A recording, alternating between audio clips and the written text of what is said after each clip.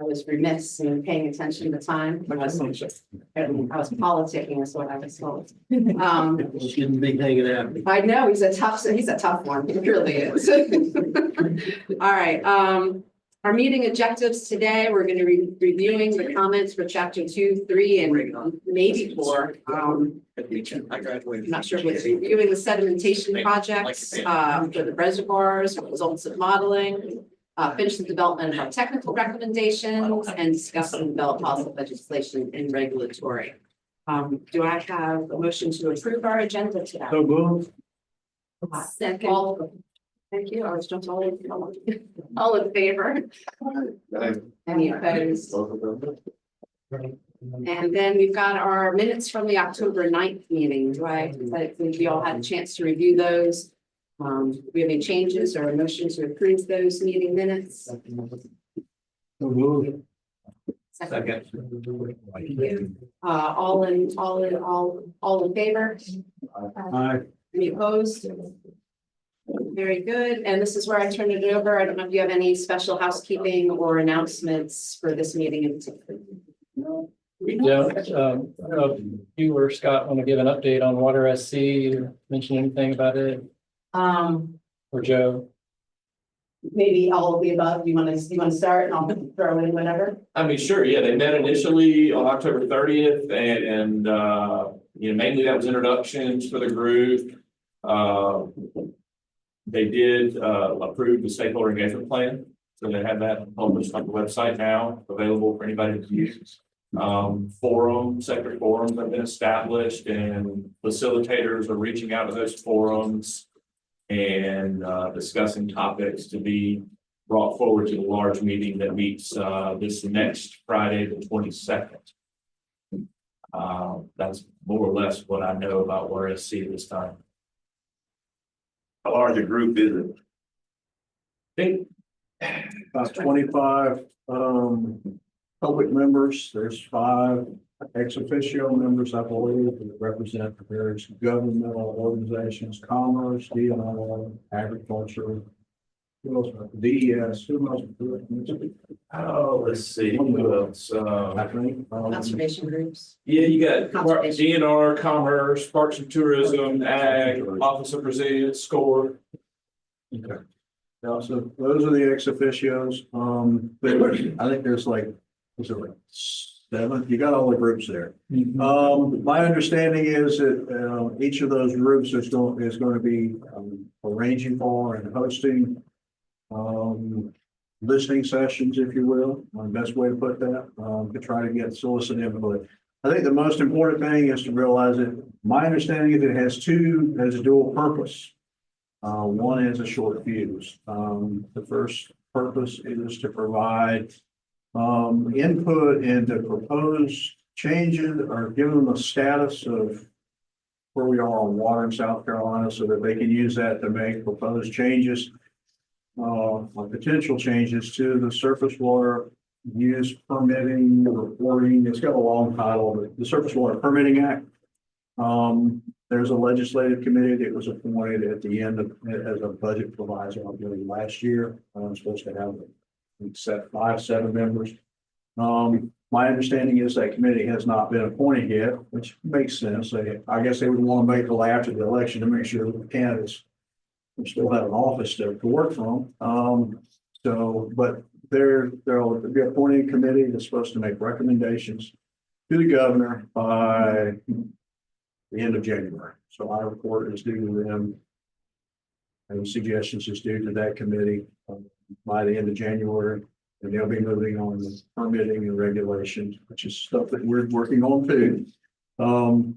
And I think that's the short fuse. Long fuse item is to get this water plan, the entire state planning completed by 12/31/25.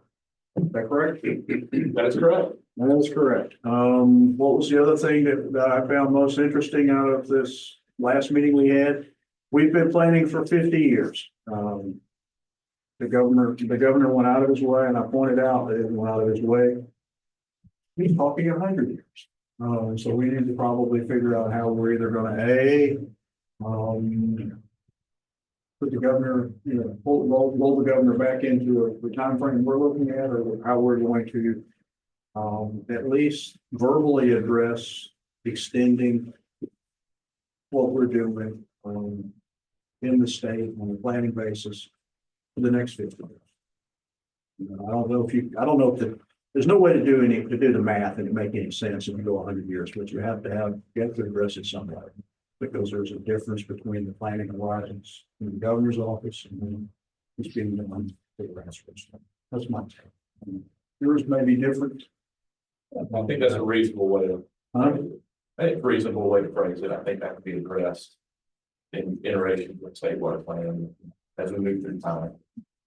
And it might just be an iterative approach or something. I think somehow you've got to reconcile the direction we've been providing, or mission, the mandate versus the actual work.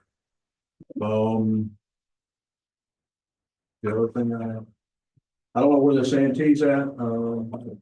They'll probably tell me. They'll probably answer that question. That's going to be the one that determines the ability of the state work then to be completed by December.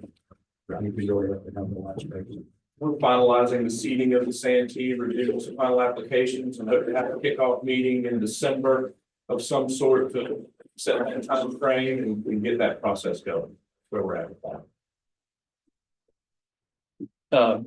Just so y'all know where the other RVCs are, the PDRVC has a draft plan that they're reviewing, and they're soon going to be putting that out for review, probably in a month or so. Yeah, they're gonna vote on the 12-3 meeting, and then we'll go out to public comment. Yep, so that one should be available for public comment. I actually pulled some of their policy, regulatory, legislative recommendations from that, and we'll talk about them today in the context of other RBC's recommendations.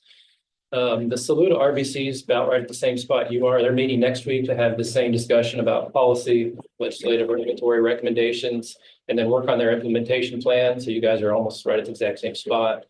We met with the Lower Savannah Salcahatchee RBC last week. They are working on water management strategies. So once they've selected their strategies, they're going to hear a little bit more about groundwater and then move into recommendations. I've been hinting at potentially having an inter-river basin council meeting with the Lower Savannah Salcahatchee. We haven't set anything up yet, but probably January would be a good time to do that, since your recommendations will have been drafted and they're going to be starting to consider recommendations. There's a number that I think you may want to coordinate on, and we'll talk about one of them later today that Harry's brought up, having to do with the Savannah River Basin Comprehensive Plan, and whether you want to make a recommendation that it continue on or be funded or whatever. So those of you that volunteered to serve on that IRC, I'll be reaching out to you to try to maybe schedule a meeting, maybe even a virtual meeting, but we'll see, for probably early January. I think that's it. Oh, the Broad RBC has a meeting next week too. It'll be their second meeting where they're looking at implementation.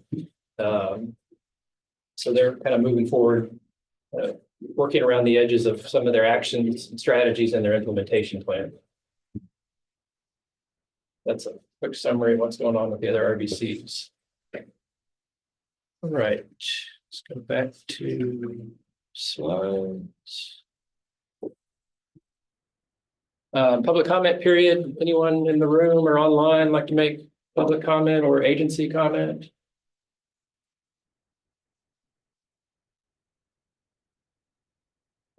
Okay.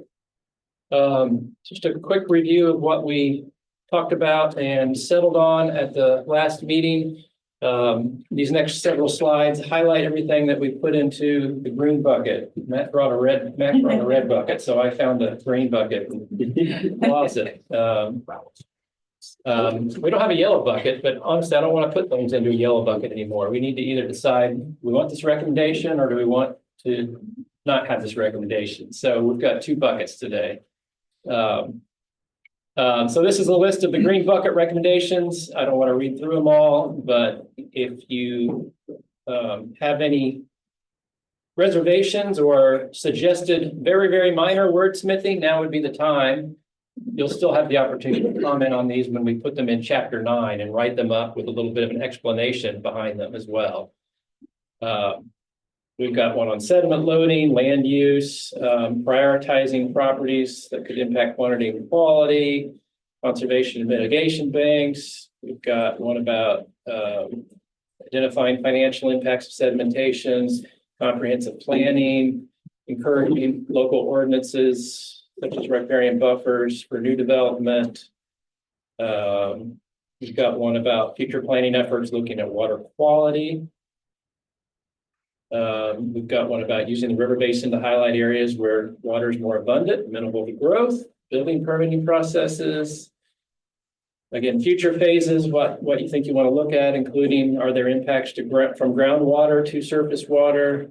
We've got one on data acquisition, making sure it's accessible, model uncertainties, and then the one that the climate office was encouraging RBCs about the development of a mesoscale network to increase climate monitoring.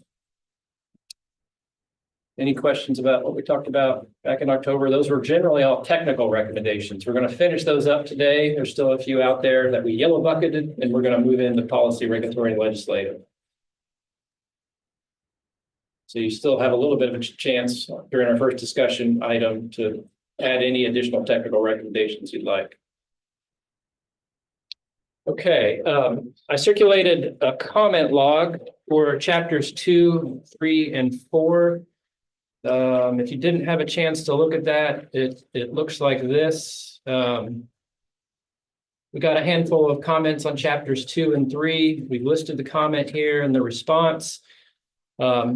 I'd say about 90% of them we have addressed. So we've updated the wording or made some minor revisions to address the comment. I'm not going to really go through those as much. Is Katie online? Yep. So Katie had a comment about, which was a similar comment that we got in the Saluda about using the more recent 2021 multi-resolution land characteristics database for our land use data. And we are in the process of getting that. When we started with the Edisto, only the 2019 was available, and we already had that data set, so we've been using it in each one of the basins. But now that the 2021 data set's available and has been for a while, we're switching over to using it. So we will be updating those graphs that are in chapter 2 that talk about changes in land cover. There was a number of comments from Harold and John, and I think even Katie on the climate section of chapter 2 with regards to, hey, we just had some hurricane events in the past 3 or 4 months. Should we update the discussion, which is a page or a page and a half about high rain events, hurricane events? I sent that request to the climate office. Elliot started to look into it before he left for a position at NOAA, and I need to check back in. I think Hope's office is a little bit swamped because of loss of one of their 4 or 5 staff members. So I'm not sure they're going to be able to have time to dig up this data if it's even available regarding Helene and like Debbie before that and incorporate it. If not, we'll just go with what we have, but I'm going to hold off and wait and see if they can update that. Harry, you had a comment about mercury contamination. There was mention in chapter 2 about mercury as being one of the pollutants that's of concern in the basin, and you mentioned that you think most of it's natural occurring. Well, it is right. It isn't. My only point is I didn't want people to come across a highly polluted lakes up here. That some of it is natural, some of it isn't. The PCPs and things. But that was my point. That I guess maybe I'm trying to put my Chamber of Commerce hat on, but I mean, Yeah. Basically the lakes are. They're a huge ecological draw for money. They didn't want to give the impression that they're polluted. Okay. I mean, would you like us to adjust the wording to not give that impression, or? Well, it's certainly in Thurman, it's naturally occurring. It's not something that was introduced in manufacturing or whatever. But I was hoping maybe we could just soften the wording. Okay. We'll take So a I look. don't care. It doesn't matter how the mercury got there. It still affects humans the exact same. I'm not in favor of that idea. Okay. We'll take another look at it and see if there's something we can come to a compromise. Well, you can do, I mean, if you just put naturally occurring, And it is a pollutant, but it's naturally occurring, still a pollutant. And it Yeah. still affects the fish take, and you can see signs about eating fish X, so many times a month or a week. Were you gonna add something, Tanya? Yeah, I don't think that there's clear evidence that there's naturally occurring mercury that has exceeded the limits, but the fact is the limits are exceeded and the public has a right to know that.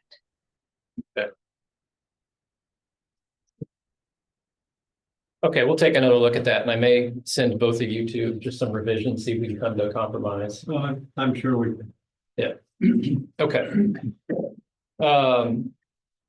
Katie also had a comment about, there's existing data that the Nature Conservancy maintains throughout the state, of land protection areas, conserved land, basically. In fact, there's a website you can go to see that. I've requested that data so we can create a map and add it to chapter 2. So we'll see if we get that, we'll add one focusing on the upper Savannah Basin and where there's conserved land, so protected or managed, whether it's federal, state, or private. Most of these other comments we've addressed in 2 and 3.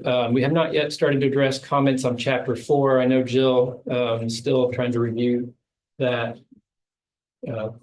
Jill's here, but I gave her till Friday. If anybody else intends to review chapter 4 and you want to send me comments, I'll give you a slight extension until Friday for those. But Harry and Jeff have provided some comments, so we've included those in here. We just haven't addressed them yet.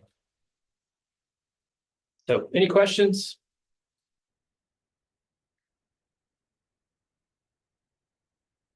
All right, let's move on.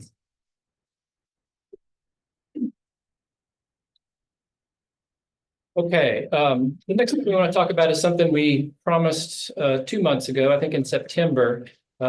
We mentioned that the Army Corps has done some bathymetric surveys, and I think they actually did them of the entire lakes, but we're going to hear from Amy, who is online. Amy's online, right? Yes. Yep, Can you hear me? we can, yep. Okay, good. Amy's going to walk through this. Amy, I'll advance your slides as you tell me, but we've taken their sedimentation projections, updated the models, and then run our high demand scenario, and she's going to explain that process and what the results were. And thank you, Harry, for sending me some photos. I'll use this as a reminder. Harry sent me some photos, including this one during a drought. You remember which drought it was, or? 2009. 2009, yeah. That's a reminder, if anybody has photos they'd like us to use and include, especially in the executive summary of the plan, please send them our way. Okay, Amy, turn it over to you. Yeah. So I think we talked about this at a previous meeting, but the Corps recently, between 2015, I think, was the first survey, and 2023, they did the third lake. They did complete surveys of Hartwell, Russell, and Thurmond. And I believe those are the only complete surveys that have been done on the lakes since their initial construction. And so if you compare the results of those surveys and the storage volumes, it shows about 14% of the storage volume in Lake Hartwell from below the top of the conservation pool has been lost since construction. About 10% in Lake Russell. Granted, Lake Russell is a newer lake, so there's been less time for sedimentation. And about 7% has been lost in Lake Thurmond since the initial construction. An important thing to note that Stan Simpson brought up when I was talking to him about this data is there's a good amount of uncertainty in the accuracy of those initial construction surveys. So the Corps, they plan to conduct another full survey for each of these 3 lakes, hopefully within the next 10 years, and to use the same methodology as they used in these recent surveys. And so then that way they would have hopefully a more confident estimate of how much sedimentation is actually ongoing, since they will be comparing, apples and oranges between the starting survey and the ending survey. Next slide. So these graphs here show the storage elevation curves for Hartwell, Russell, and Thurmond from their construction survey data sets, which are the blue curves, the recent survey, which is the orange curve, and then a projection out to 2072. And so this projection was put together by the Corps. They developed this as part of their Lake Hartwell water supply study. And it simply assumes the same rate of sedimentation continues annually and just extrapolates forward to 2072.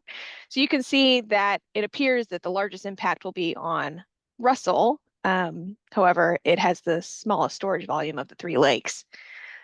And then the least impact appears to be on Lake Thurmond.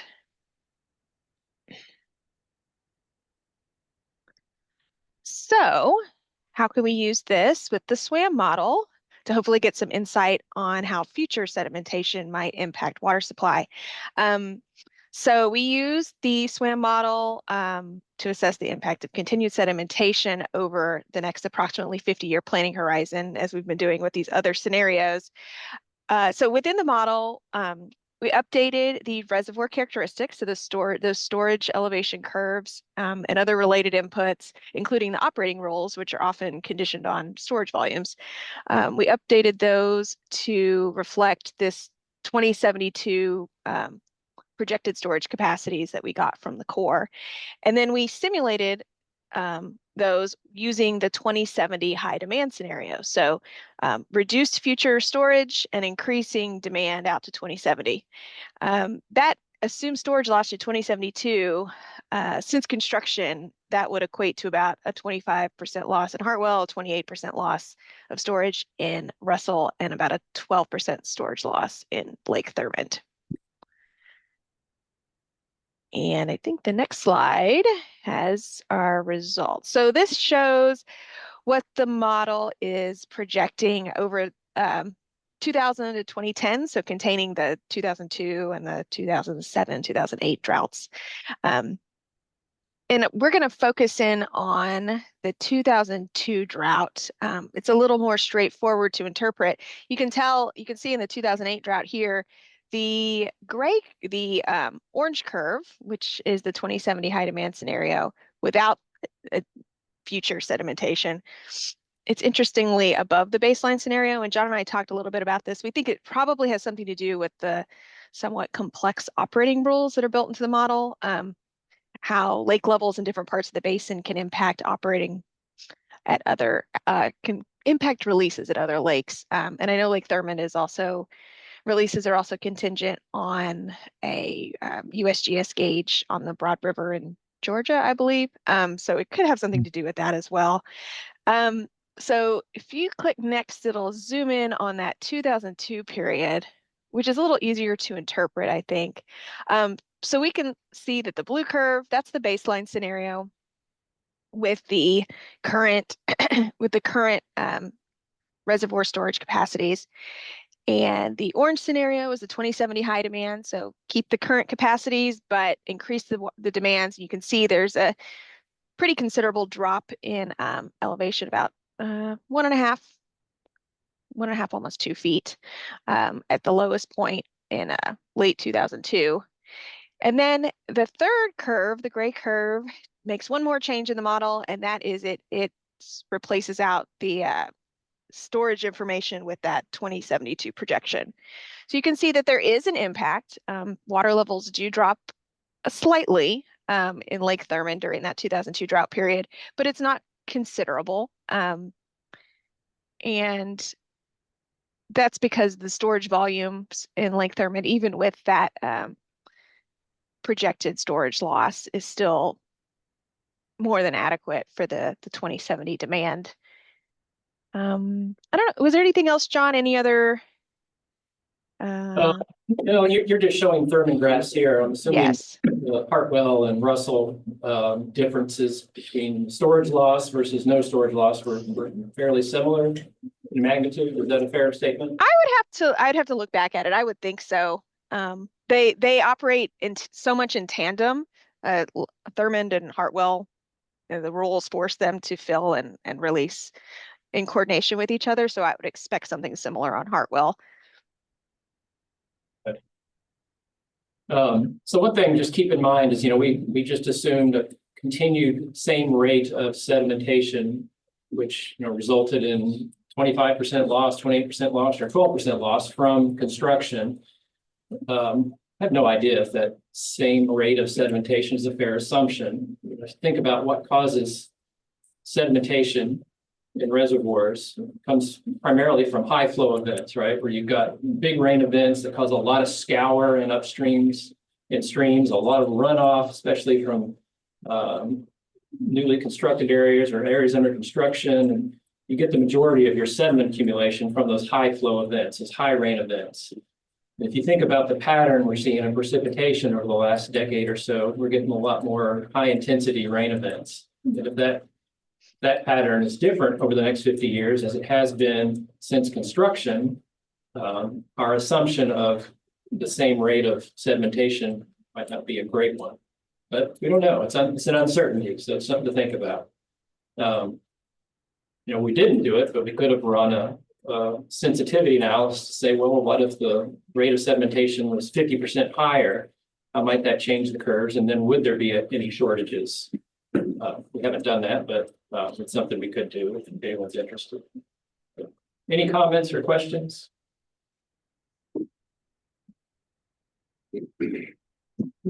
I don't know, I'm a little suspicious of the Thurman numbers, but I guess in some ways it makes sense because Thurman, there's a lot more government land around the lake where Hartwell's more built up.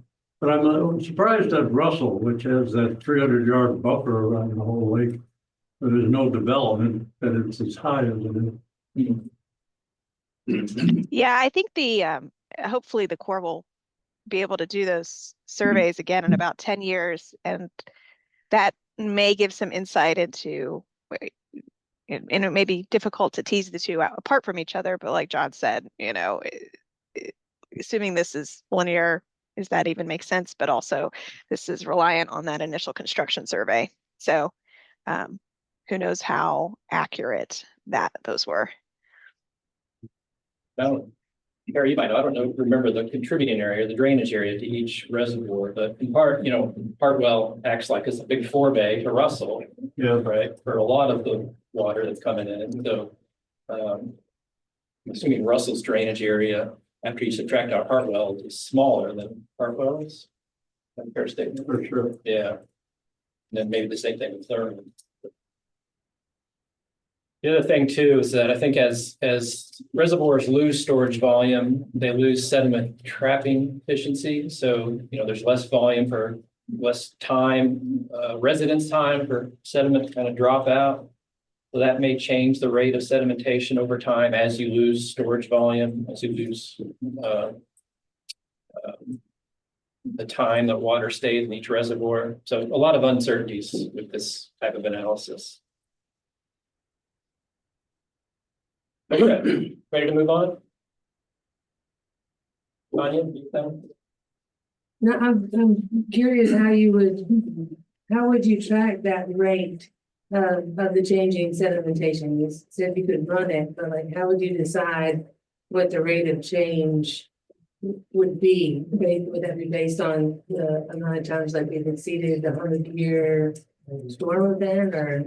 I was just thinking of a real simplistic approach where we say, what if the rate of sedimentation from construction, so that 14, 10, and 7%, we didn't continue that, we doubled it or added 50% to that rate, and then we just looked at the modeling. What you're suggesting is, what if you kind of figure out, okay, if precipitation patterns change, how might that increase the rate of sedimentation, and then factor that into a sensitivity analysis? Yeah, I don't know if do we know how much sediment moves in a 100-year rain event versus a 500? Not for this basin that I'm aware of. There's been some studies in Broad Basin, DNR did, where they quantified sedimentation and they contributed to specific flow events, how much came in with certain amounts of flow. I just remember reading that study and seeing that the vast majority of all the sedimentation occurred during these high flow events. Makes sense. Construction's a big contributor in that. You take our solar fields or whatever, just makes all the diesel. Yeah, well, in that case, in the Broad Basin, I think it was Lawson's Fort Creek, it was like 60 to 70% is actually just coming from scour of streams. Yeah. Not necessarily from runoff of construction sites or development or anything like that. Yeah, just the streams moving, cutting into the stream banks. Okay. All right, well, let's move on and finish technical recommendations. Was that right or is that right? Okay. Before we do that, I just wanted to give you a preview of what we're going to start working on next month, which is the implementation plan. And I probably should have gone over this earlier because then you'd understand how these recommendations get rolled into the implementation plan. But our implementation plan typically been organized in that based on 4 or 5 or 6 overarching objectives. And then within those handful of objectives, we've got several strategies. And then for each strategy, we may have 1 or more actions. And those are the actual things that you want to implement. We assign a schedule to, and we assign a budget to. So we make some estimates on how much is it going to cost to do this action. And we're focusing on the first 5 years following the adoption of the River Basin Plan. We'll have a short section on longer term actions and strategies, but the focus is on the first 5 years. So again, we've got these objectives that are fed by 1 or more strategies, and within each strategy, there may be multiple actions that for which each we develop a budget and a schedule. And here's an example from the broad.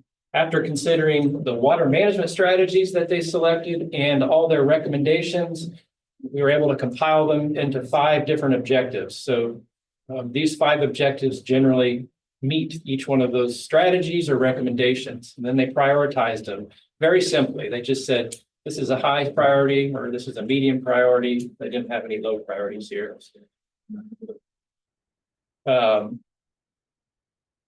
So let me give you one example of a recommendation from the broad and how that resulted in a strategy and an action. Here again, we're talking about sedimentation, and they suggested let's identify the financial impacts of increased sedimentation on reservoirs and then communicate that to local governments. That was their recommendation that went into Chapter 9. So then that fed into Chapter 10, and it fell within the Objective 5, improving the technical understanding of water resource management issues. Strategy was to research the financial impacts. And then where the rubber really hits the road is these 5 year actions. So the first one was using estimates of sedimentation, consider future land use, estimate the loss of storage in the Broad's primary basins, or excuse me, the reservoirs in the Broad Basin. Develop methodology to estimate those impacts and then communicate the financial impacts of sedimentation in those reservoirs to the local governments. And I mentioned this example because that's something that they've been working on. We've been helping them with that, as have some others. So we're actually putting those actions into practice. We're going to be talking about the results of that study at the meeting for the Broad next week. So just a quick overview of how recommendations get worked into the implementation plan. Everybody good with that? Okay. All right. We had a few remaining yellow bucket items that I want to try to either move them into that green bucket or the red bucket that Mac brought. The first one was audit and update state stormwater standards to reflect new storm scenarios and data, consider regional differences. Mandate analysis of new developments impacting receiving water bodies on a watershed scale. There was a question about how would DES analyze and approve those plans. Unfortunately, John Batson's not here today.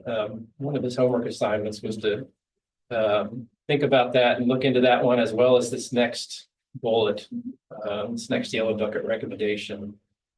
I know I said I didn't want to do this, but we might need to wait until he's back to get his feedback on these two. But what do y'all think? Anybody put more thought into these or think they're still worth holding on to as recommendations? I've talked to an engineer we work with that does our stormwater planning, and they think it would be extremely expensive. Look at a stormwater protection plan on a watershed scale. And then the number of data points you would need from that watershed to look at any one development plan. It's just, they just think there's more data needed that's, and there's no real way to put it all into an analysis. When you talk about something like that, okay, you like say you're talking about doing the surveys that you would do for retail. Example on that, they was in Florida, Camp Walker. They had the state, because Florida did a lot of this stuff years ago, some of it. They were putting it in a new place and the state said they had this plan and that and the other. And just can't walk around. He said, okay, if I gotta keep my water on my place, he said, you can run around the other side. He said, you keep your water off me. If you do something like this, okay, what about private developers doing this, but is government gonna do the same thing to protect us from water coming off the road? That one can get big and huge, and there was a big lawsuit about that. Yeah, I'm assuming that when they talk about new developments impact on receiving water bodies, they're talking about stormwater protection plans.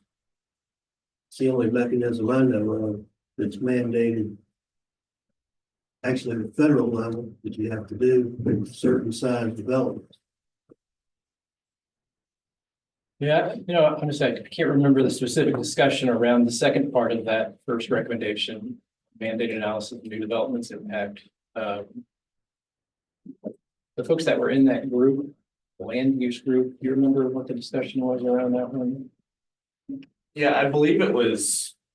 It wasn't just the first receiving water body. I think they were looking for additional studies for the downstream receiving bodies as well. So not just tracking it going to this stream 100 yards away, stream 100 yards away, followed by the next body, and so on.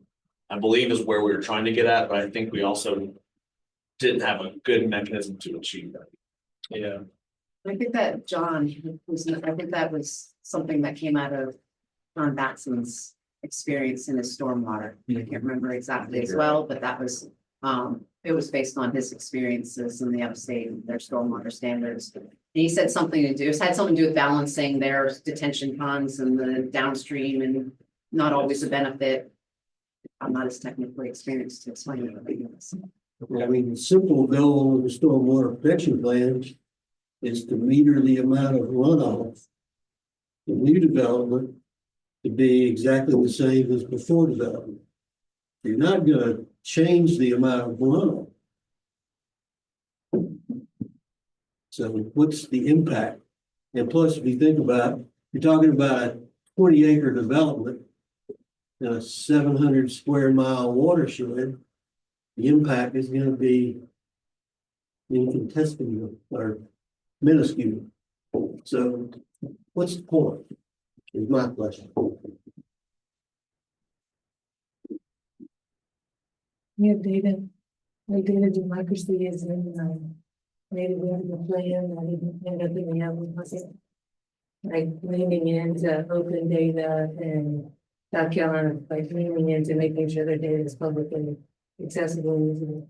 Yeah, I think that was one of the green bucket ones. Yeah, okay. As long as that's in there, I think the stormwater one will work itself out. Yeah, this one here. Yeah.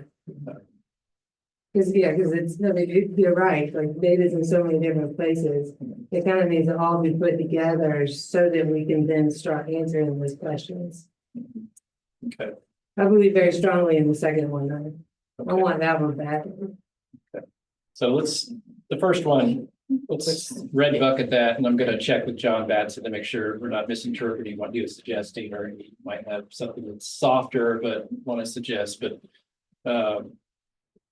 I don't think that one doesn't sound like we have a lot of support for it, the first one. You can just grab my red bucket on the right, top right, if you want to copy it and use it over there. The slide. There you go. The second one, you like that one, you're supporting that one, you think, so that's extend the flood mapping to include the 100-year floodplain and do 200, 500, and 1,000-year storms, or update those to reflect current land use patterns and recent weather patterns. Data should be made more publicly accessible. I guess that's what you're most interested in, right? Yeah, I'm not saying that anybody's regulations should change or anything like that. I'm just saying that South Carolina should have a way for people to click on what is that 200-year line look like? What is the 500? So that if municipalities want the ability to shift locally, they can. I think- Scott said a while ago, when you said about the government, we're going 100 years on the RSC. And 50 is realistic. Well, we're talking about 100, 200, 500. Okay, how can you realistically get those numbers? Well, that's what, it's a calculation. I agree with you, it doesn't exist and it's not 100 here, but they're numbers that the federal government recognizes have a certain percentage of repeating pattern. But the data is not super accessible for local municipalities to think, hey, maybe our stormwater or our development should put restrictions in between 200 and 100 because those people do need flood insurance, whereas they didn't have it previously. Like on Stevens Creek that this broke record and went to 41 feet from 3 feet in like 15 minutes, really. But that, I'm not saying any regulation should change, just that the data should be available. What were you gonna say, Scott? I appreciate, I did my graduate work on flooding, so I appreciate the intent. I'm still trying. How does that tie to our water, to our plants? I mean, it's good information and it has a value. Does it tie to a water resource? And that's what I'm asking. Are you going, if you're going to put that in there, then there's a follow-on piece that you're going to, that's really the purpose, which is that you're going to push for zoning and land use regulation. Yeah. That's the recommendation. That's nice, but it's not. Absent that second part of that, there's no point in a water resource. Yeah, It doesn't have relevance. It doesn't have real relevance to what we're doing. Well, why are you getting, I get, the data's nice and the Office of Resilience would appreciate it.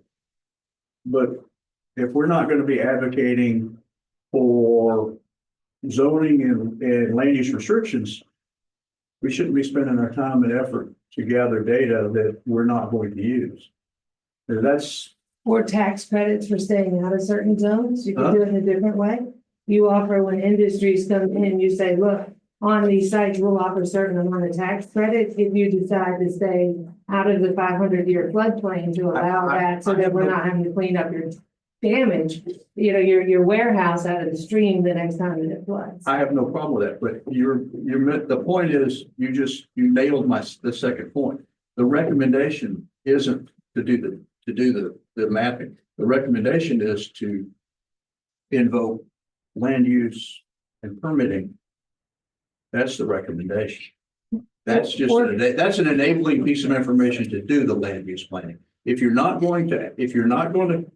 this group is not going to be advocating for zoning and land use restrictions and how you locate them, there's no point in doing this. That's my opinion. It's a data gathering exercise without a purpose.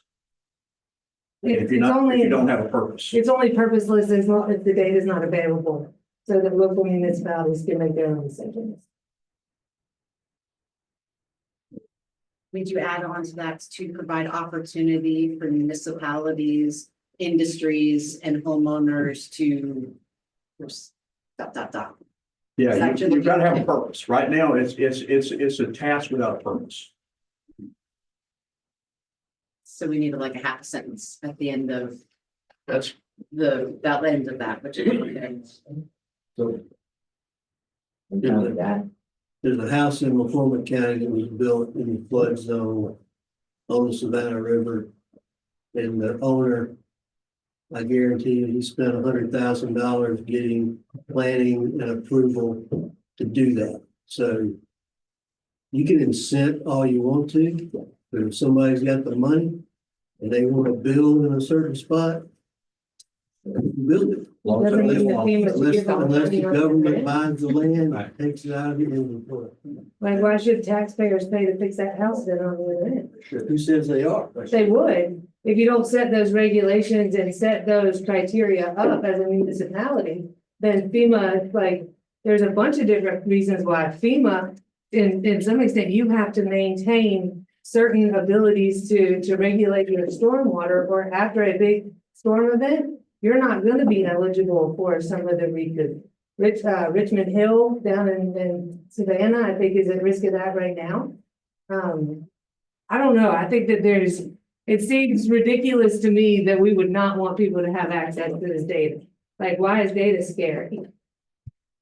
Like Scott's point, and I do, Tim, is it this commission's purpose to provide publicly available data, even if it doesn't have anything to do with our mission? But our mission is to manage the water of the Savannah River, and so providing local municipalities with a better tool to do that. That seems like the easiest way to do it. How's that gonna change the availability of informed people? I'm just asking, the purpose, the intent of this, the resource plan isn't, I get that we would like to solve all the world's problems and solve all the problems that are related to anything wet. I'm just asking, in the purview of what we've been assigned to do, what does it accomplish? And what does it accomplish if you don't follow it? If you're going to have that statement, if you say that one of the recommendations is to promote certain, permitting and land use restrictions and zoning requirements, then you need that. If you're not going to do that, you don't need to do that. I guess that's my point. It's a data gathering. We did have a recommendation that y'all approved last time about local ordinances, stream fence buffers, so it was a very general, high level recommendation about improving land use ordinances and buffers. That's in there. I'm not on the RBC, but I kind of agree. This one does go outside our scope, right? Can our recommendation be that we give this recommendation to the office of resiliency? They may already have a recommendation that's similar to this. I mean, one of the recommendations here was to finish out and make sure there's 100-year floodplain in all areas of the state, which I think John said there wasn't, but then also do 200, 500, 1,000 here. That takes a lot of modeling. I mean, that would be a lot of effort statewide to do that. And I think that was sort of the things he was going to look into, but it does seem like we're stretching. We're going outside of our scope, and that's more for the Office of Resilience to kind of decide, because that's a flooding issue, not a drought related low water quality issue, quantity issue. But your main interest is just getting data available. Said that before. We do have that one recommendation about making data accessible and available. Is that enough, or do you specifically think there should be one related to floodplains? What's available for folks to understand? I think I'm fine leaving it off. If that's what the group wants to do, we can leave it off. I think that the data should be made available so that people can make informed decisions. And I think we just got very lucky by only a few miles, and this discussion would probably be very vastly different. So, but I'm fine moving forward. Okay. Everybody else, okay, we red bucket that one. Okay. Okay, the third one was review recommendations from stream audits, studies, and consider new locations based on changing conditions to expand the number of stream flow gauges where it makes sense. People were kind of on board with that, but Tanya, I think you had to leave at the time when we were compiling all these recommendations. Did you have a specific location or locations in mind for where you think additional stream gauges may be needed? Well, Stevens Creek definitely needs another one. I think that one has come out. And It's no longer supported, you mean? yeah, I think that SEH stopped supporting. Stevens Creek. You recall? There's, the MoDOT. No, MoDOT's not enough. MoDOT's way up, and then Yeah, the it's next way up. one was down at the base. Yeah. And There's a stage downstream of the water backs up on Woodlawn. And we recently put well, USGS, we funded 2 new gauges in the Stevens Creek watershed upstream of MoDOT. I can get the exact locations. But there are 2 additional gauges that have been added in the past 2 years. Interesting question. Valid. That's better. Good. Good. Anywhere else? Well, I think you had, I mean, it was, I think that recommendation was based on some of the data that where there were gaps in a lot of the maps that you were showing earlier, and said that, you know, you didn't have enough information to assess some of the stream breaches. Is that specific for the ecological flow relationships? Might have been that discussion where we said where. I thought it went all the way back to some of the, like, where the mine, like the mine locations and some of the other locations where there wasn't enough data. But We just asked a couple of questions here. Got our state map, got our state gurus back here. My understanding is, you know, sitting through some of these drought falls that we set through is that y'all have put new gauges online. That we wouldn't have data for that are online. There's probably a wish list of others that you'd like to have. How long does it take to validate the gauging station from the time it's installed before we start seeing and using the data? The rating curve that you have confidence in. Is that- Yeah, how long? I mean, we don't use data. You mentioned two gauges on Stevens Creek. We're not seeing that. We're not seeing data from those because there's not enough time series to validate to validate. Right. It probably depends on the climate conditions since it was installed, because you need to get. You need to measure discharges at high, low, and medium flows.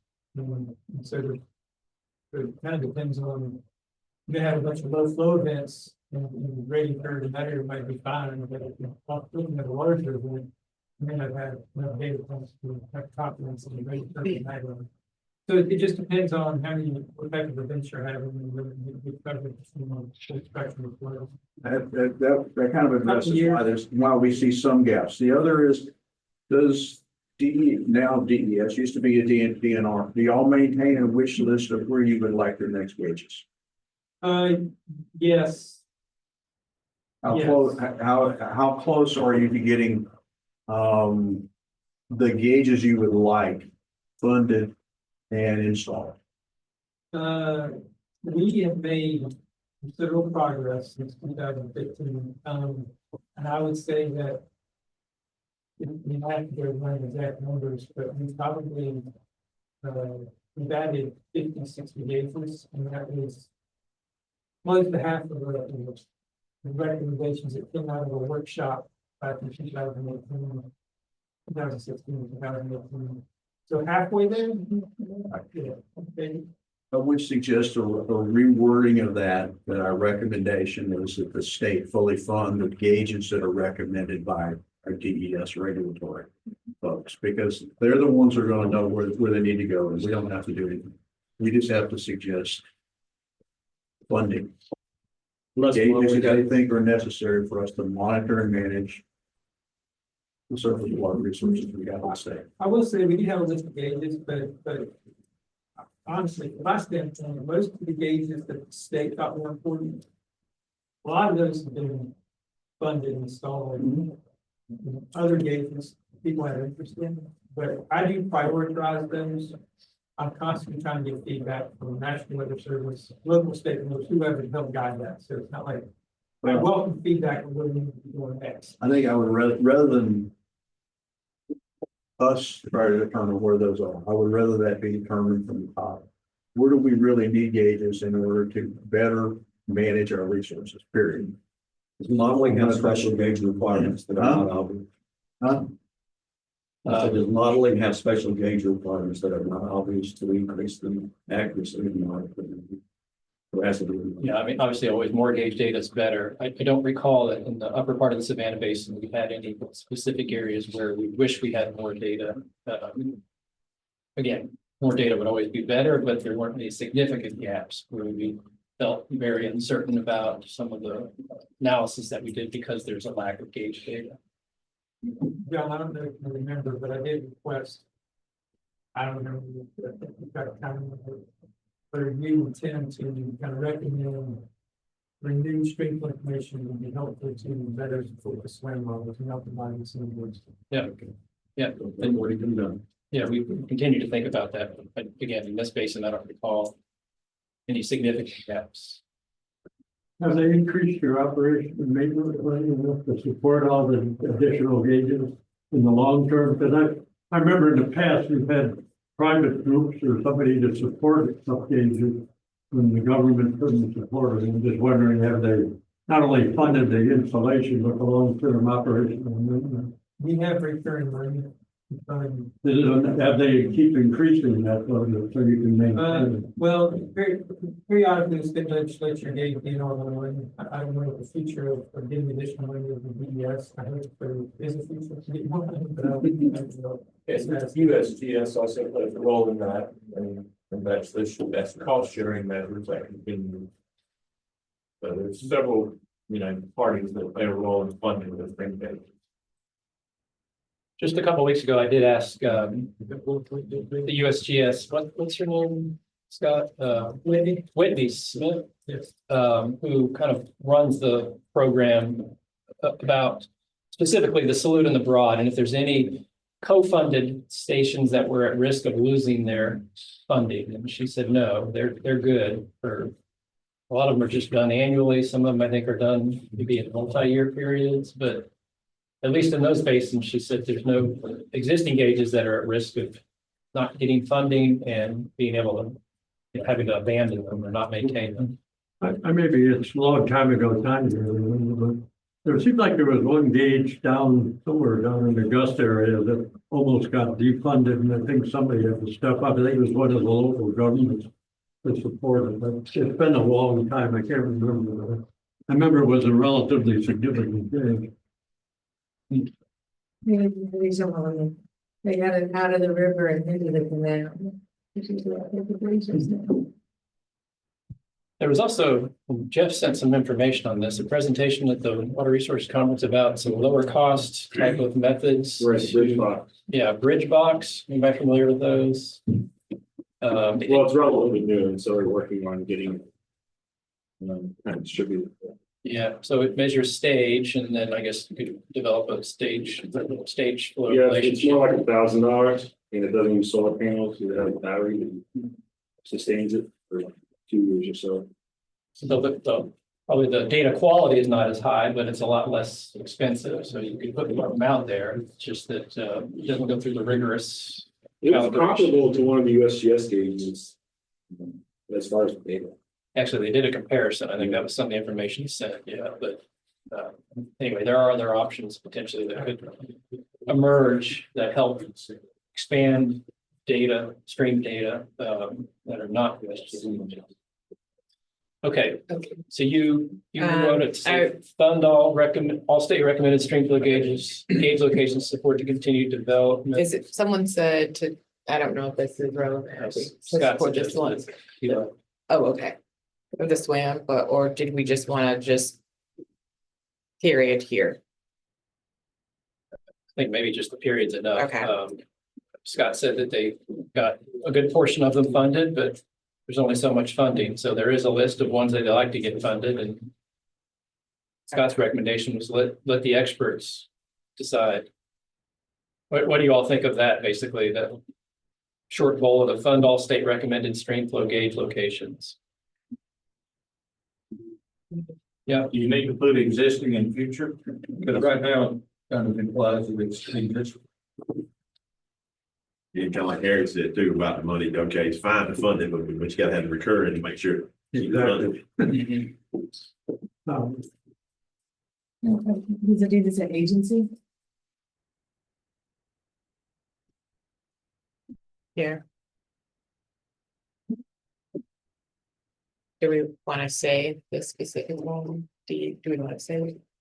Or just? I don't know that you need to. But so how about that one? Fund all existing and future state agency recommended stream flow gauge locations. Keep it with that. Anyone opposed to that? I see a few people nodding. Okay. Everybody good with it? Okay. All right. let's give that a green bucket. And move on. I think there's just one or two more yellow bucket recommendations that we need to tackle before we take a break and dive into policy. Yep. Okay. First one was recommendations for technical studies to improve knowledge of specific issues. That was a very broad recommendation. Are there specific studies that we need? I think something that was mentioned was improving in-stream flow requirement information as needed. What do you all think? What were some specifics?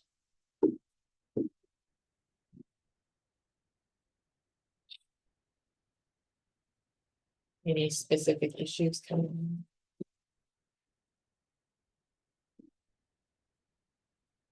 One comes. Forget about the pump study.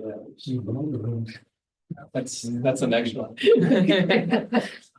Other than singing Kumbaya, I think we put that in the red bucket. It was, Huh? yeah. Right, broad. that's how we're trying to figure out, was there, I couldn't remember the discussion, if there was a specific. I think in a group like this, if we can't recommend specific things, I mean, this is just fluff. Right, I agree, yeah, that's why Yeah. I'm not encouraged to try to develop one out of it, so.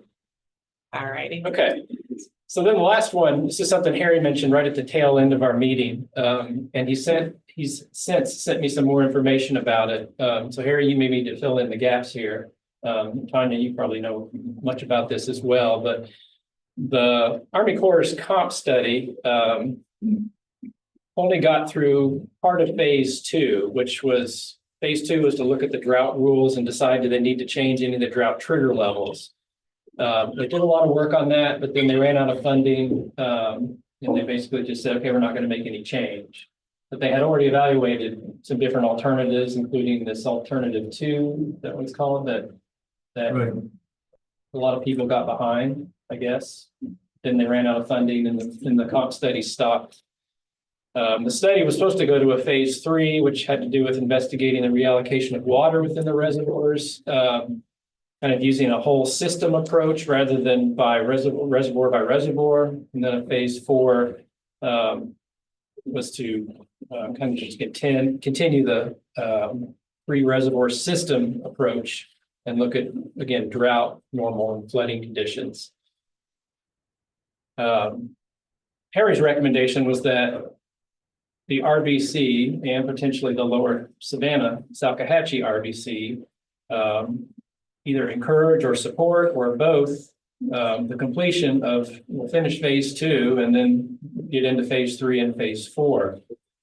Here, you mentioned that may require congressional action. Well, phase 3 would, if you try to reallocate more than 15% of any capacity in a reservoir, you have to get congressional action, which is why I think some of this Hartwell study that was brief when we had the joint meeting, it stays within that 15% threshold.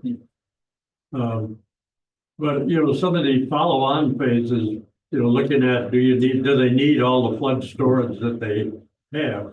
And getting rid of some of these tails and the current curves when you're already in a drought situation. A lot of it helps to preserve water and also help the whole lower Savannah. And then there is, you actually even looking into possible construction changes in phase 4. And it looks like from the brief we got on the February meeting when we had the joint meeting, they're trying to back into some of those, restoring the curves in the river and looking at echo flows and things, which was all part of that longer term study. But they're trying to back into some of them, but not necessarily in a structured way. Alan? Just a question. This is a recommendation going into the state water plan. I said, right, or part of it, or in the RBC. I think it's, This is a indices to the state water plan or whatever. Does it need to be a specific ask of the state? As opposed to just a general statement, because the Corps, obviously being a federal agency, they're gonna do whatever they want to do. So if you're just to have a statement that says complete it, the Corps say, great, we'll do it whenever we want it. Are we asking the state to support an action? besides complete it? Are we asking lobbyists to get involved in the state to request that the Corps finish it? What is the mechanism to make that happen? I think that's a good point. What we had trouble with last time, and that's why the nature conservatives got involved, South Carolina wouldn't come up with their cost sharing portion of it. And I think that's the way we should reflect it. I agree with the point. But, you know, I mean, we couldn't even get $250,000 out of the state of South Carolina to pay part of it, which is kind of ridiculous considering some of the other money they're spending. And I think that's what we're looking for, is a commitment to support this critical long-term study. Which specific study you talking about? That we didn't have $250,000. They didn't want to spend it there. Which Like the project? comprehensive. Phase two, the original phase two, I personally briefed Nikki Haley at the time trying to get some money out of it. That's why the Nature Conservancy stepped in, because they were doing part of South Carolina's cost sharing. I think South Carolina finally kicked in, I don't know, about 100,000, and then the Nature Contributed money Conservancy kicked and in. loads of time to that project. So Hmm? we contributed some funding and loads of time Yeah. to that effort. We did, and then there was working time, et cetera, but the original thing was delayed quite a bit because they couldn't get South Carolina's funding, and if the Nature Conservancy again stepped in, I'm not sure if they would even have gotten as far as they did. Question, I have a couple of questions before we dive into it, before we move on to this. You said we had funding in place from Nature Conservancy, some from South Carolina, some from Georgia. What were the obstacles that prevented the plan from being the state from being approved?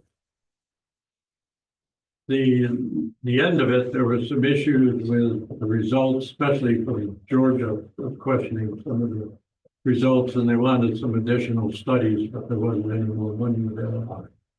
So that, I think, rather than say that you want to just spend money on, you might want to think about trying to resolve the issues that prevented the first plan from being completed with the funding that was offered. And otherwise, it's going to be a nice one, but I can see the state of Georgia saying, well, that's nice, but we're not going to pony up our money because our studies haven't completed. So I think we need to focus on what were the obstacles that prevented it from being first. That's the way I would approach the problem, trying to get it. I was really wanting it done. There's some trigger, there's some group that said no. Otherwise, the money that was put forward would have accomplished more of the goals. That's the first thing out of the situation. And then the other is, if you're going to ask the state to support completion, you also need to get the state to propose or work with the state of Georgia, because there's nothing we're going to do on that river without the state, without Georgia being involved. So I do think you can make an ask of the Corps right now going into the next harbor deepening. The comprehensive study, I don't think they can pick up. I think they can take some of the data they have and restart, but that meaningfully both states have a vested interest in that, the outcome of that study leading into the harbor deepening. But I agree with you that it has to be by state. Like if it's not, Yeah, for sure. it won't go anywhere. That somebody has to, they could both be non-federal sponsors, but I think that's the big holdup on starting the study. And the money. Harry, do you recall the different obstacles well enough that we could make a recommendation around? I'd have to go back. I think I have some data back there. There was some specific issues about, the Corps suddenly had some issues about hydropower and I'd have to go back and dig through some of my archives. I can do. Wasn't there an issue with about 200 CFS and the effect on dissolved oxygen or something? It was it was a fight over the Augusta Canal, Yeah. which is why they moved the gauge, because Augusta didn't want to say how much was actually going through the shoals. And so they didn't like that finding, and then also it didn't jive with the amount of flow that should have reliably been available for Savannah's drinking water. down at the bottom. So it got caught up in the TMDL, the dissolved oxygen fight. And so rather than, EPA stepped in, did the 5R, and then this kind of died. It was just left to wither. But it is, it is true that we're maintaining, and then, then when you had the colonel that came in and broke the rules and really almost caused a big problem because he left too much in a flood cave. So I don't know, the study needs to be finished for sure. Are there aspects of the phase 3 and 4 that aren't already being implemented here? And you mentioned they're kind of working around the edges, but if there are certain things that you want them to focus on, if they don't have enough money to restart the entire process, but again, continue to work around the edges? No, phase 4 was always a little bit nebulous, and they were actually going to go in and look at changes to not only drought, but changes to the normal and operational rules in a flood situation. It was kind of a generic thing, which even might consider, possibly changing the top of full pool, the reservoir, which, is a big deal to look at. So And looking at whether they really need as much flood storage as they had. Quite a few years ago, one winter, they actually didn't drop the lakes 4 feet during the winter as an experiment. But, one shot thing doesn't really buy anything. I think, one, they're not going to, there's no way to increase the flood. That's number one. The other is the core. I think everybody, we've had a briefing here on core, on the dams, the DSEC ratings. We of course talked about the DSEC rating. The dams that they have around Lake Hartwell have a rating that do not allow them to consistently store water above 660, which is the level of in the flood, 660 to 670, something like that. The dams around Clemson University are the ones that are the saddle box over there have a mediocre dam safety rating. So I'm just listening, we talk about changing the flood pool. I cannot imagine that they would want less. That is the number one purpose for the reservoirs. If they were to say we're going to lower the flood pool, go from 670 to 665, the only thing that would happen is they would simultaneously adjust the conservation pool down 5 feet to create the same amount of flood space because the dams were constructed to prevent flooding on the lower Savannah. Flood Control Act. That's the enabling legislation that built the reservoirs. And it was, they weren't built for water supply, they weren't built for navigation, they weren't built for, any other purpose other than flood control initially. That was the overriding legislation. So we would not be in favor of lowering the conservation pool by 5 feet on the reservoirs. So I don't see them lowering the flood pool. The flood elevation at all, and there's no way to really increase it without spending way more money than would ever be possible. Because you'd have to, particularly with Hartwell, you'd have to go back because it has zero, effectively zero easement around the lake in elevation above 670. They would have to go back and acquire private property all around the lake. And I'm sure those folks that own lakefront property would be willing to give this federal government a great discount on the southern home.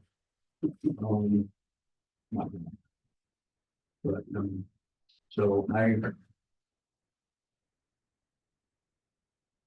I would be less than optimistic that we're going to see significant changes in significant modifications. We may see minor improvements in operations, but not in the allocation. And when it comes to reallocation as a river system, I will tell you that all water supply reallocations going forward do use a systems model rather than project specific model. So I know that they've incorporated that change, at least with the water supply portion. But within this latest reallocation study, the systems model was used. They're using the systems model. One of the other things that they had at the end of the phase two was a refill. You know, what happens in a drought when you are low? How do you go about refilling? They have rules now that they can, but it was gonna take another look at those, which would help the lakes recover. So are we saying we think there's a more realistic ask, like maybe expand the study to include something more realistic as a next phase, or? I'm just giving you comments from what, from 10,000 feet on what what I see as the objectives versus what the realities are on the ground. We can study all sorts of things that have no chance of being implemented, but that seems like a ineffective use of funds.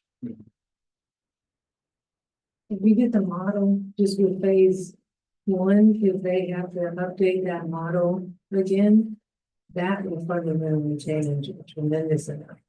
Because other people will start using that model in the way that they're regulating their components of the watershed too. So would it be more so, just To support the completion, yeah. okay.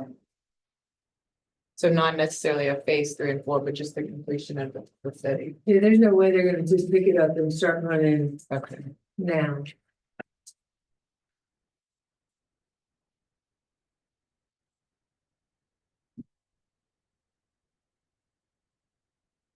Yeah, there's definitely some, The work- advantages. I mean, getting rid of these tails they have in the current operating thing, when you're continuing to lower the water in the winter when you're already in a drought, we have plenty of storage. I think one of the other things that was in there was which addresses Tanya's point, was the FERC thing for Augusta, which changes the flow and how much actually goes through the shoal. That was part of that never really got fully implemented. So there are some good things to finish up that phase 2 study. And as I say, there was some refill looking at it, which would help the lakes recover quicker too. Are you suggesting a recommendation that says at least finish phase 2?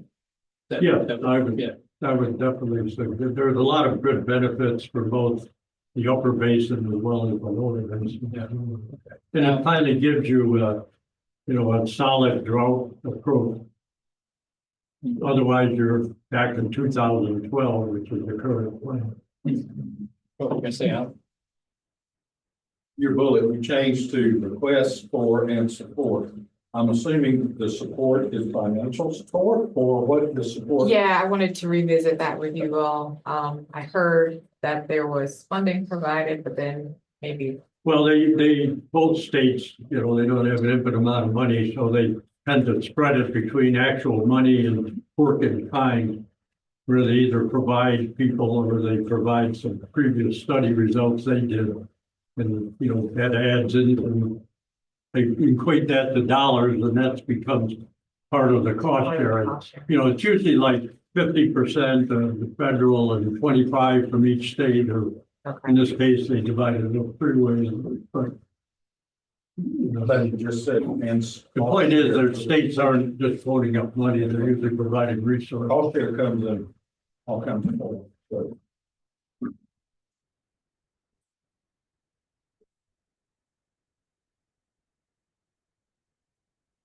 I think it's also important to note that this study was also, I think it was done before USACE had its 3x3x3 rule, which means that the cost before would far exceed what the cost could be now because of the federal restrictions on it has to be done in 3 years, has to be done in $3 million. So I think it might be easier to fund it now versus before. John, question. In the model, I don't remember what was all involved in the comp study, but is the information we just received from the temperature study that was done with the modeling, is it significant enough to have to update the model for this concept? You know? Maybe I didn't explain that, but that's the question. Yeah, I don't know whether they've updated, I'm assuming they've updated their HEC-Res sim model or their system model that they're using now. Yeah, resin, They have updated the heck, they had to update it in order to accommodate the sedimentation, to account the systems approach that we did on that we're doing in storage allocation. They have also updated their model to handle return flow. So their model should be current, it's simply the same. Or as current as it can be. But one thing that I would like to see out of, if I were to recommend the Corps to make any change at all with respect to the grid retrofit, it is to stop managing the reservoirs in the review. In what? They manage the reservoirs by looking in the rearview mirror. They're driving down the road, rather than looking through the windshield, they're looking in the rearview mirror. They wait for the water levels to decline in the reservoirs before they enter the ground. We've sat in this room and we all understand that you can predict the reservoirs going down in the summer if the streams that feed it aren't flowing to the groundwater levels. Why wait for the water level to go? If all your source water, the sources of the flow coming into the reservoir are down, and you're not going to you're not going to reduce your power out there. I would suggest that the reservoirs will decline. Why would you have to wait until that event happens? Droughts occur. They start occurring long before the Corps recognizes. That's number one. But that's the number one thing I would put out there. I think we're late to respond getting it. true, but a lot of things are driven too by the Southeast Power Administration in their contracts, because they're the ones that market the power. I'm also suggesting that the Corps can enter incipient drought a little sooner by looking at influence and potential influence. True. The example I use for that is in the Western United States, they determine how much water you're going to get in June by how much snow is on the mountain in February. We don't, because they know that if there's no snow on the mountain, there will be no water. We should know that if there's no water coming in this that are in the streams, and the groundwater levels are low, which means streams will not produce. One has to be high, otherwise the lake's going down. There's nothing going to change that. It's no inflow, lake's going down. Well, one of the things that took a long time, and they don't really use it unless they're in drought, but we have the 28-day average of the Broad River. It gets to 10%, and they lower it slightly more, the output from. That's about the only thing. A lot of people have been talking over the years to try to be a little more dynamic and look at other things. That was one thing they finally got in. I forget which EA it went in. I have to go back and look quite a few years ago, but that was kind of the dynamic part of it. The only thing we could get in. And there it's 10% at a 28-day average. Engineering wise, you want to add derivative to the control scheme. Huh? Engineering wise, you want to add derivative to the control scheme in a certain way. That just looks ahead to find out instead of looking dollars. Depends opinion on how, if you're going to manage a reservoir, you can look at what your flow is coming in. You don't have water coming in, you know how it's going to go.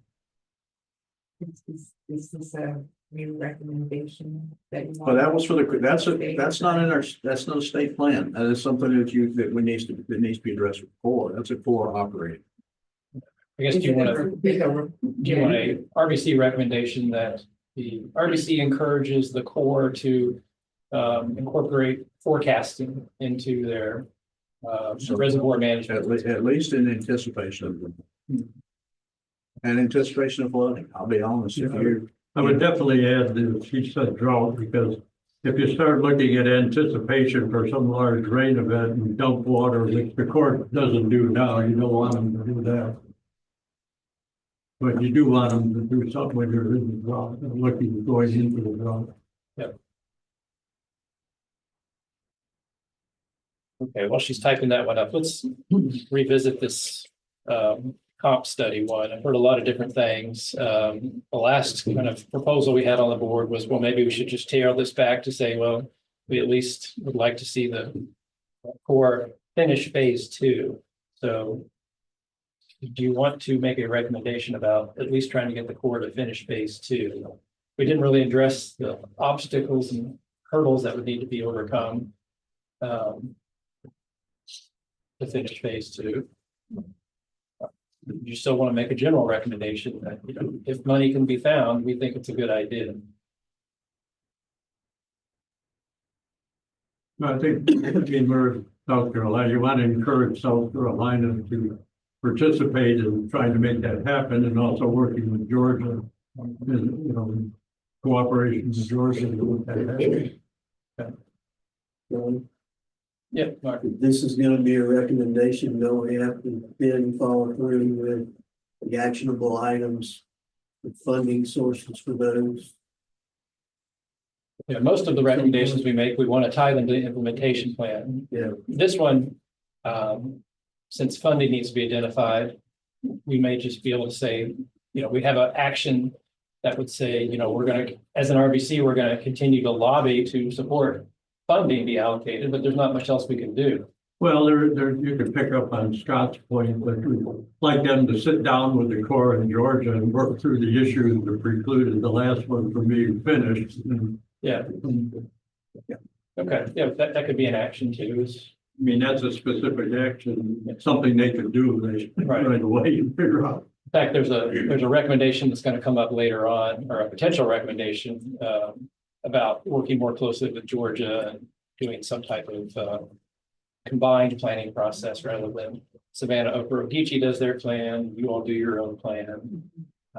Maybe there's a combined planning process that mimics one of the recommendations that PDRBC made, which is the North Carolina and South Carolina portion of the Basin should do collaborative planning rather than individual planning.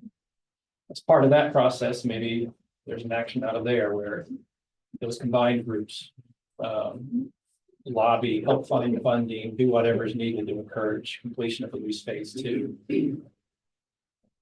Okay. Okay, well, do we want a recommendation then, the second one, not let's come back to Scott's recommendation in a second, about just phase 2?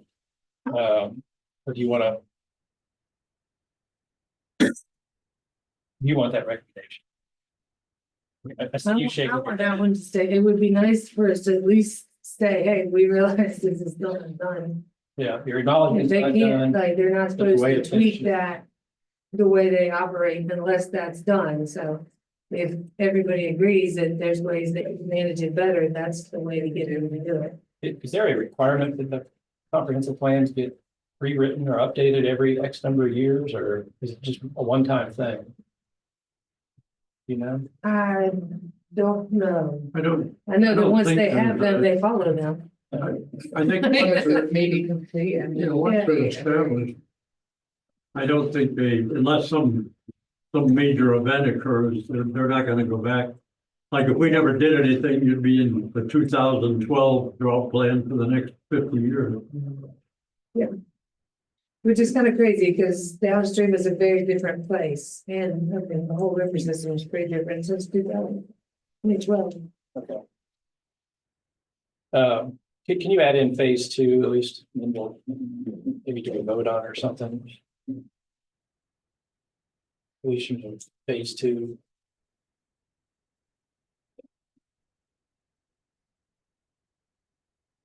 Okay, just show of hands, who would like to see that recommendation in the plan? Moves as far, yes. Yes, is anyone opposed to that recommendation? And online folks weigh in if you're opposed to it, which reason you don't want that recommendation in the plan. Yeah, okay. Okay, well, we'll leave it as is. If anyone has ideas for strengthening that recommendation or being more specific, or as we write the implementation plan, we can entertain those, but for now, we'll keep that. Going back to Scott's suggestion, about encouraging the Army Corps to do some, kind of be more proactive about, droughts and incorporate forecasting into their, decision-making process. Do you all support that? Sure. Yeah, Makes sense. okay. I know there's other examples in addition to what Scott mentioned about, snowpack in the west where they do fairly detailed forecasting when they manage water resources. They don't just look at current conditions, they're looking at future projections of 30, 60, 90-day precipitation patterns that NOAA prepares. Well, I was gonna say though, I mean, we only have like 179 square miles of mountain area, a little bit of North Carolina. I mean, the rest comes down either through Duke Power, which at the time this was going on, they were doing the relicensing and all that.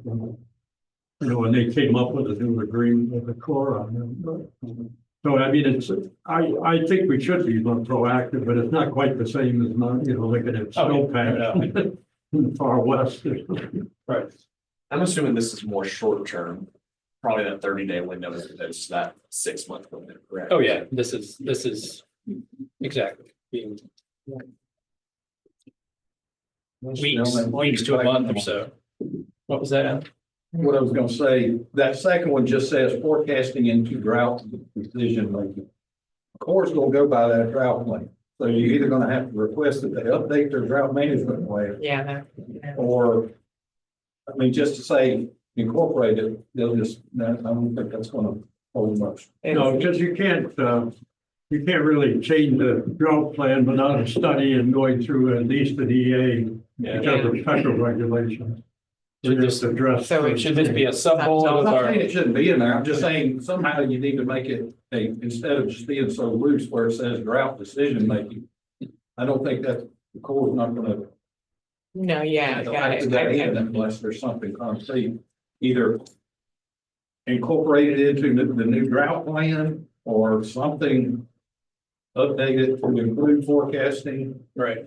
Something something like that. like Yeah, this. so, we'll do what Ashley's done, maybe try to work it into the discussion of that overarching objective where they finish phase 2, just focused on Yeah. drought rules and drought plan, and there's an opportunity to consider that as part of the completion of phase 2, then great.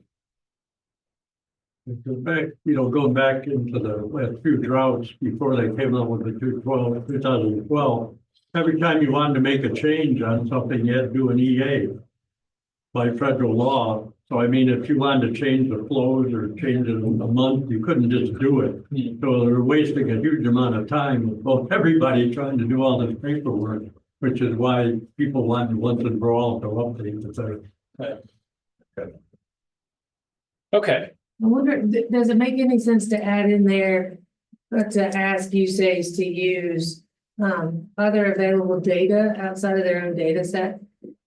Like if we're saying either like NOAA or to specifically look at Clemson or the states have available data for, like, I don't know if the feds, are they tracking the groundwater? I mean, you may remember at one time the intelligent river that Clemson approached that was going to monitor things in real time. Fortunately, it never really came to pass. What do they take, will they take your groundwater data? We wouldn't provide the ground over there, anything which way beyond their capability to provide that.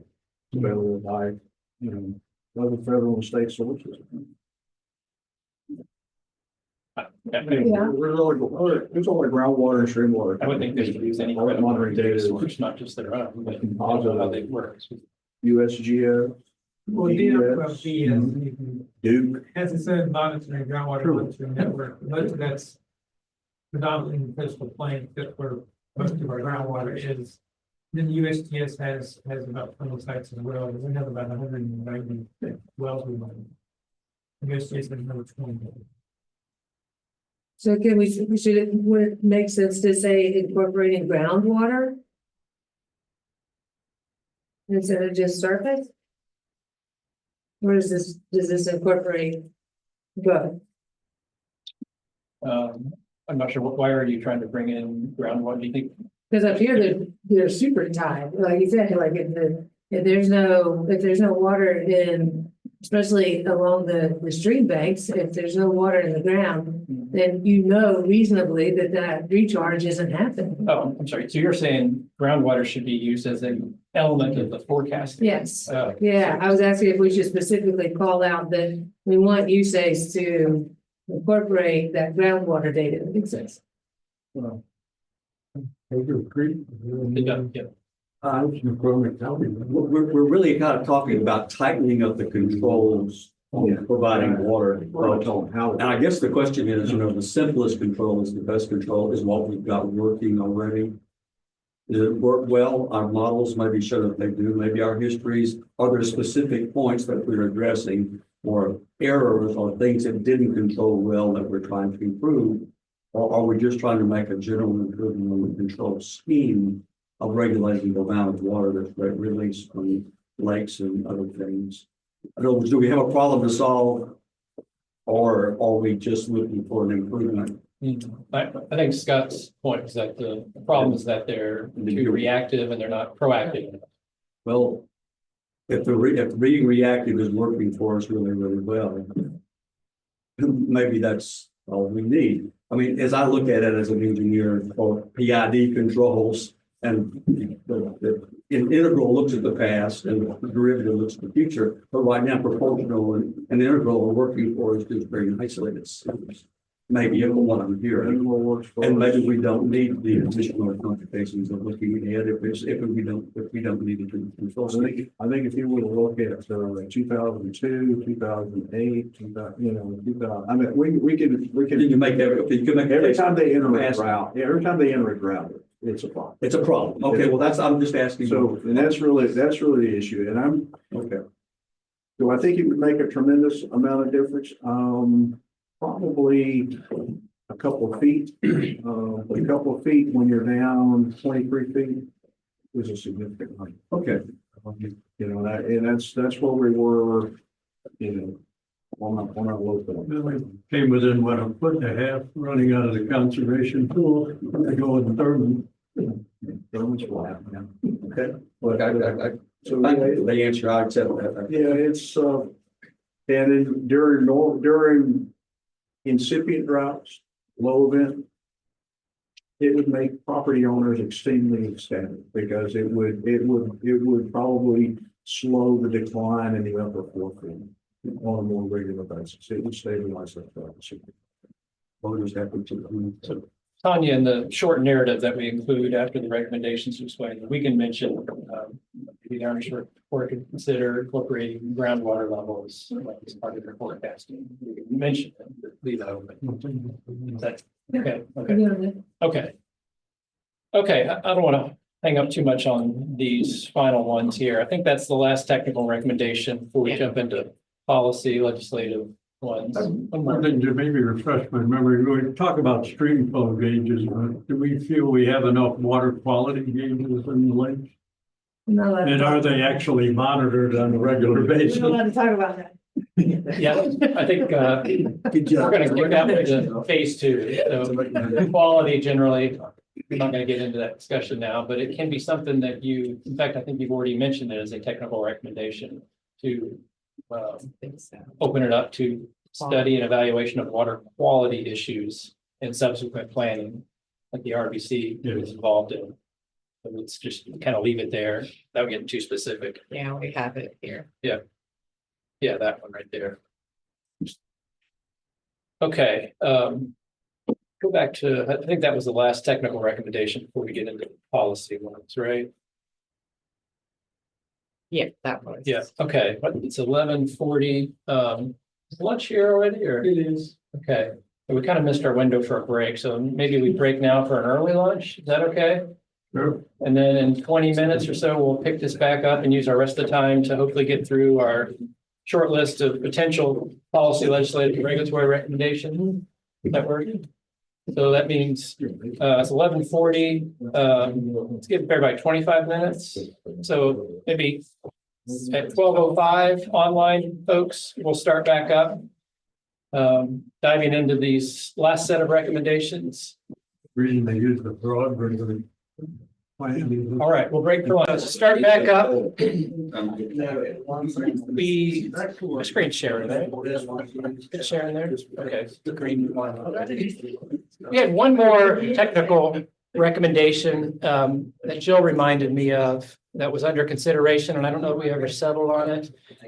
It's generally, the concept is the one I put on the bottom of the screen there. If you remember when Luke and Brandon were talking about the results of the flow ecology relationships, they noted they didn't have enough information on fish and invertebrates, and it may have just been fish data that applied to our basin, but I can't remember. In the very upper part, in the Blue Ridge province, that was more of an issue in the Saluda Basin.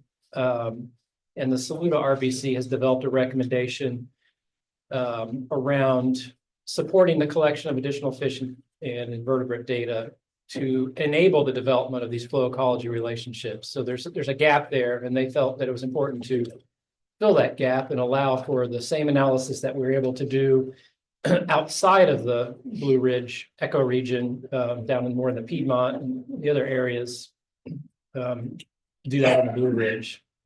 So do you all want to include that as a recommendation? Again, it wasn't as important in your basin because there wasn't as much area, but there still is some of the Blue Ridge, I think, in the upper part of your basin. So thoughts?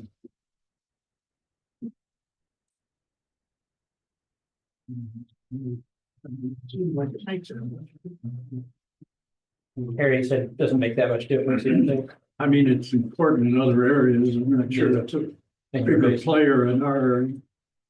I don't know why we wouldn't, but if they're gonna do it on the one side, why wouldn't they just include the data? Yeah. No. And actually, Luke Bauer put together a proposal that we, kind of a 2 or 3 page proposal outlining what they would do to fill that data gap, and the cost, and we provided that to the Saluda RBC for their consideration. They also, at the same time, prepared a proposal to, if you remember, they only did this for wadable streams, so not the larger rivers. And they prepared a second proposal to be able to begin to collect data in the larger rivers and do a similar type of analysis.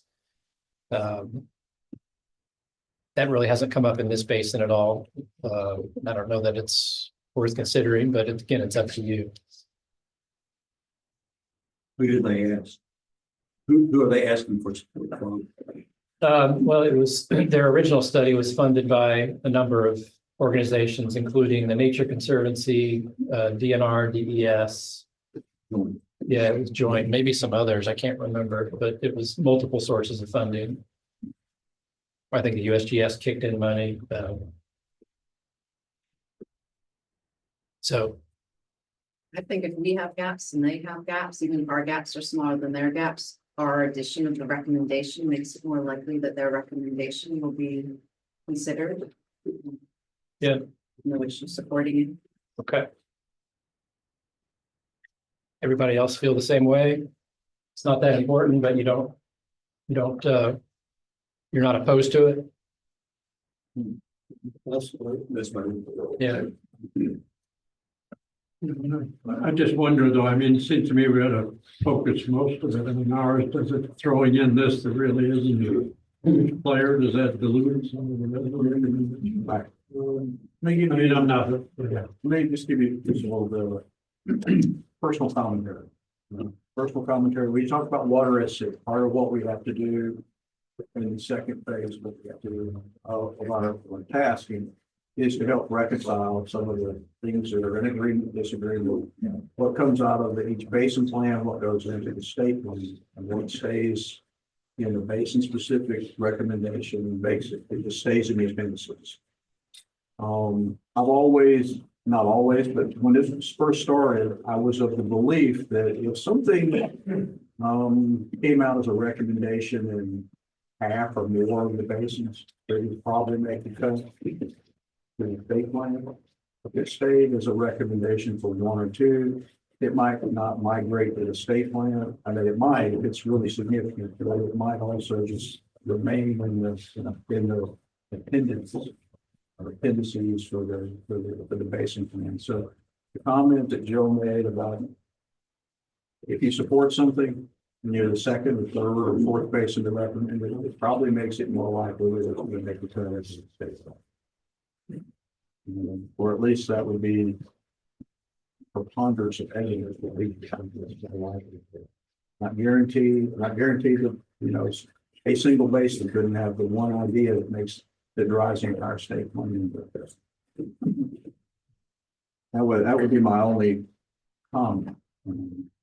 Having some level of unity, things that matter potentially to us, but it may be significant to another basin. It's like, would you really like to see it in the state plan, or would you like it to just be an item that resides in their appendix that they get to work on a local implementation plan for it? So, just commentary.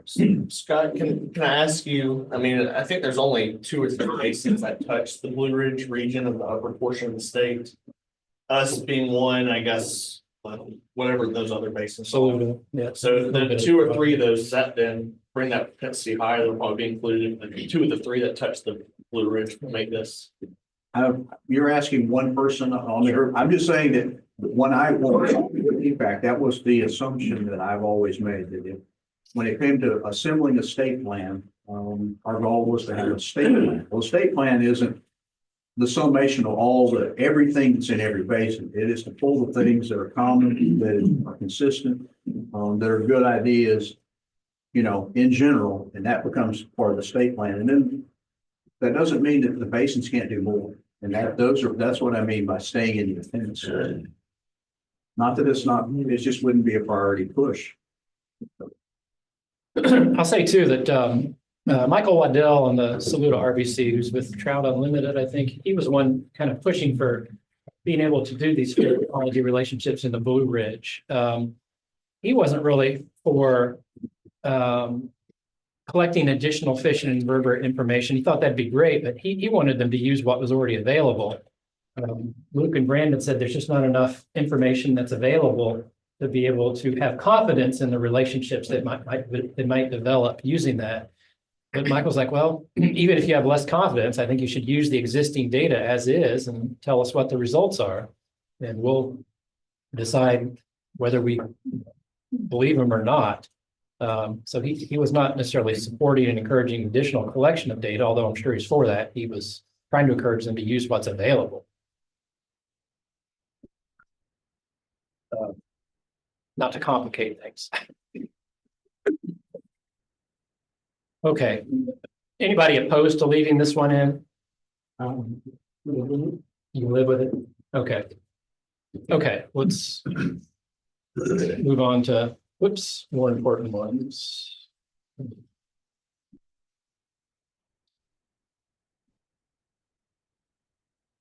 All right, policy, regulatory, legislative recommendations.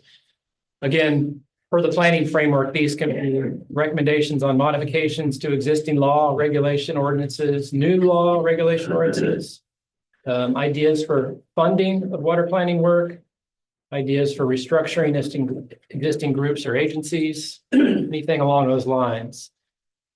We already had one that we green bucketed, which was the legislature should authorize recurring funding for state water planning activities, including river basin planning.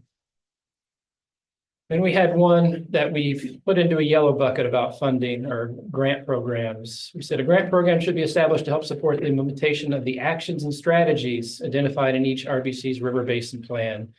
And we heard from Cleet from Georgia EPD last month about the seed grant program that Georgia uses to help implement some of the actions and strategies that are part of each river basin's plan. There was some discussion too about including nonprofit organizations as eligible entities. I think that was one of your suggestions for seed grant funding. I don't know if that was me, because we usually just work with the municipality, but I mean, it's not the worst thing. It might make it harder for them to swallow the state, because the state likes to give municipalities money. But Okay. I'm curious if somebody's opposed to the idea of a grants program. Depends on how many strings are attached. Yeah. Well, man, it doesn't even have to apply to it. I don't remember how we left off the discussion on this one. Maybe we just didn't get enough time to talk about it, but is anyone opposed to making a recommendation like that? Having heard the Georgia Seed Grant Program, which there wasn't a whole lot of money there. I mean, it was truly a seed grant program just to get things started. But it has been used. And we mentioned Savannah or Kokichi has used it multiple times. Yeah. So from that council's perspective, it's a useful program. Extremely. Yeah, I think other council would say like the same. Yeah. So what are your thoughts? Pretty soon, puts in a lot of money. How much? So it's $75,000 right now, per project. I know that they're discussing increasing, the funding or the grants. But there's specifics on the income that they have to provide. The breakdown is. Yeah, it's 1-to-1. Yeah, 1-to-1. okay. And there's only like what, 5, 6 at most I think it's per year Yeah. funded. up to 400,000, Yeah, so $400,000 a year. Match requirement. 1-to-1. Match requirement. And that could be in time too, which is pretty standard. And because it's state money, you can also use federal money, which is a weird opportunity. So this can actually be seed money for your non-federal, because it's, yeah, that's for federal. With the knowledge that not all of the recommendations are gonna get into the state plan, which is gonna get the most attention, and the things that remain maybe in the appendices that are smaller, those would probably be the smaller target. I think it's a positive thing. It gets people inspired to be able to start to make action on those recommendations. Without the funding, the recommendations aren't gonna go in. Yeah, It's a good start. I think that. I'm all for it. Yeah, Alan. Just for presentation purposes. These are kind of the way they're written. It said they should. If it's a recommendation, should it be more established, whatever, as opposed to should? Because if it's a should, that's gonna get stuck down at the bottom of it. Not shall, instead of Shall. should. Shall, I mean, I just say make it shall establish. Whatever. Two steps. But establish a Action grant word, program. start off with the action. Establish, authorize.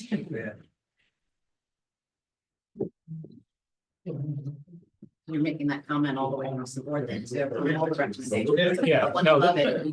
we will, Fluffy, that's all they do. The verb. we will review each recommendation and take your comment into light for every recommendation.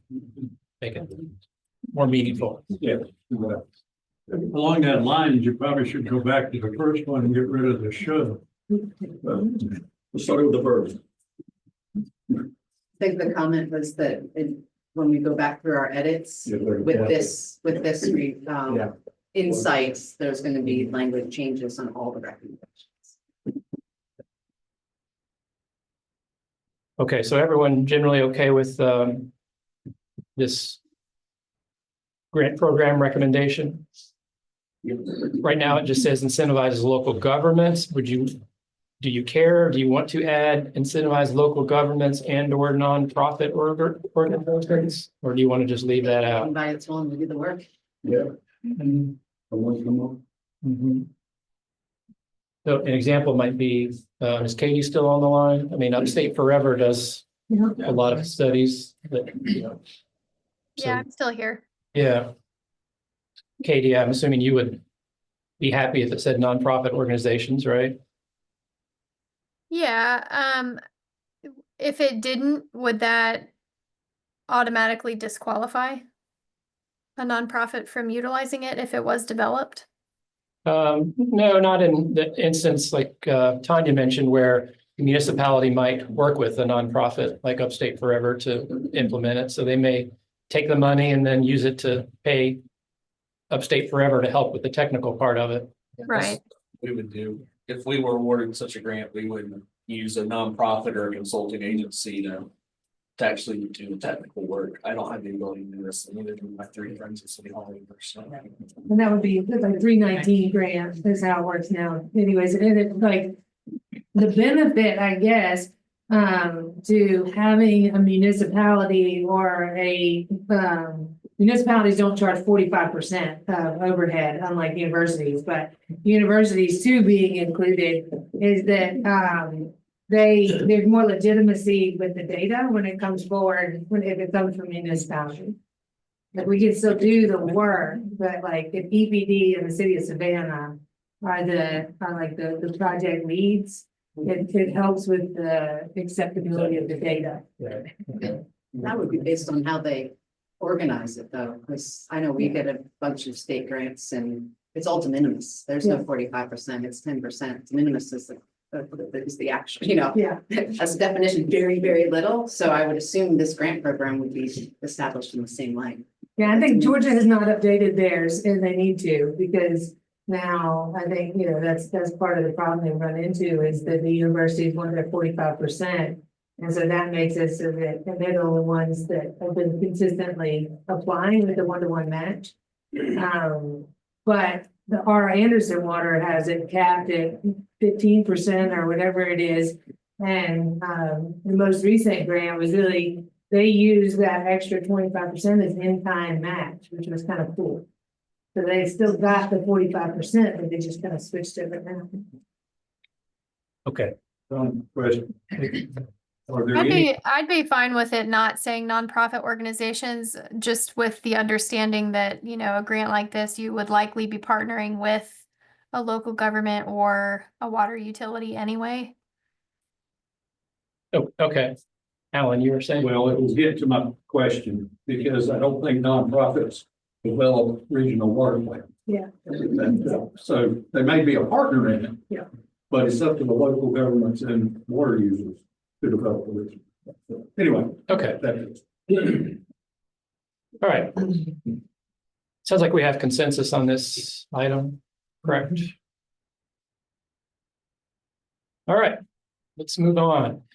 Okay, now we're going to get into really some of the more interesting and ones that often take a lot of debate and discussion. How we presented them here is based on what some of the other councils have decided or talked about. So let's just start from the top. This first one, South Carolina Water Withdrawal Permitting Use and Reporting Act should allow for reasonable use criteria to be applied to all surface water withdrawals like those that currently exist for groundwater withdrawals. Both the Broad and the PD developed a very similarly worded recommendation. Does everybody remember the discussion we've had around reasonable use and how it doesn't apply currently to surface water withdrawals, but does to all groundwater withdrawals? Questions about that?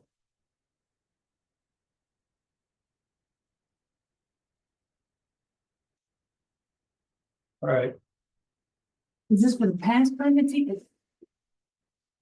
Well, this is just for future.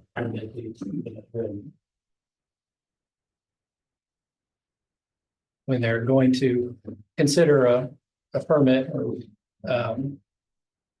they would have to allow for reasonable use criteria to be applied. So that means like in a drought situation, the hospital keeps water over the line. Is that what that means? The reasonable use? No, Like it's setting a criteria of who gets the water triggers when? No, so this applies, if someone were to go to apply for a surface water registration, they don't have to show how they're going to reasonably use the water. They can ask for 30 million gallons of water, even though they only intend to use 500,000 gallons of water, because they don't have to demonstrate per the existing law that they're going to be using this water. This kind of loophole in the regulations have been used a couple of times in the PD and the Broad to lock up this remaining safe yield of the basin. Now it requires, because that safe yield's been locked up, new surface water registrations have to be permits. So a farmer can't come in and get a new registration. He has to apply for a permit, which is more expensive, requires him to have a contingency plan. What was that? So more documentation. More documentation, yeah. We're not doing that now. I mean, we don't follow up. They don't check once a year and see whether you're doing what you said you're gonna do. That was not the original intent of the law when it was drawn years ago. Joe, you might need to chime in, but there's some requirements that you have to show progress towards, like installing an intake. Yeah, as long as you construct an intake for the registered users, that satisfies the current regulatory framework. Right, but it could be a 2-inch pipe where you withdraw half a gallon a minute, but you've applied for and received a registration that's 100 times that. So this is what the landowners used on the Edisto to stop Walter Farms from getting all the water. Well, Walter Farms already had All the a water. permit. No, I'm not going to say that either. They already had a permit for a reasonable amount of water use. Whether you decide it's reasonable or not, I don't know, but it was applied in the Edisto and the PD. There's multiple registrations in the Edisto and in the PD that basically took out the remaining safe yield of the basin, thus requiring all future permits to be permits, not registrations. So there's no more agricultural registrations available in either the Edisto or the PD because large registrations were applied for and given because there was no reasonable use criteria, like there is for groundwater. There's just not for surface water. It's just for the Edisto. I mean, only Black Creek and PD as far as I remember. Do you know? Yeah, I don't think the PD is the whole basin is. Okay, yeah, I think you're right. It's a portion of the PD basin, Black Creek. but it could continue to happen in. Yeah, it could happen in your basin or anywhere else, correct? Yep. At the same time, we don't have standard ecological flows requirements. We have safe yield, but I'm not even sure if ecological flows Well, is tied into that. For new surface water permits, there's minimum in-stream flows that you have to maintain. If you don't, then you have to have a drop contingency plan. If you drop below the 20, 30, 40% minimum stream flow for that month. But there's no current folks that applies to, because the majority of the permits Our are grandfather. grandfathered, so they're Right. not required as to look at the stream. Yeah, so Joe, what is it, like 94%? 94%, I think. Yeah, 94% of all permits and all permits are grandfathered. Or is that permits and registration? Permits and registration. Permits and registration. We're Yeah. grandfathered. Right. So only new permittees have to follow meet the ministry flow requirement. But does the minimum in-stream have ecological flows with it? It's ministry flows tie into this 20-30-40 rule, Okay. which is based on ecological and other requirements. I can see that I had an opportunity to talk to one of the old original architects of this law, because I went and did my homework in South in the bucket. Yeah. And like you said, the trouble in South Carolina is we had it when all this was done years ago, we had all kind of gentlemen's agreements. But the trouble is all the gentlemen died. And so, yeah, I can see, and then the interpretation of and whether or not it's being applied like it was the intent of the legislation was originally. And then this is where you get the sticky wicket. Like say you got somebody down there that's got like a good example. It's got a 2-inch pipe and a $4 million a day registration. Yeah. Yeah, that was certainly an unintended consequence, and it's effective in tying up the remaining safe yield of the basin, but that's not really what the intent of the regulation was. So the Broad and probably the PD had the same discussion you're having now, and they said, yeah, well, there's no reason why reasonable use criteria shouldn't be applied to surface water.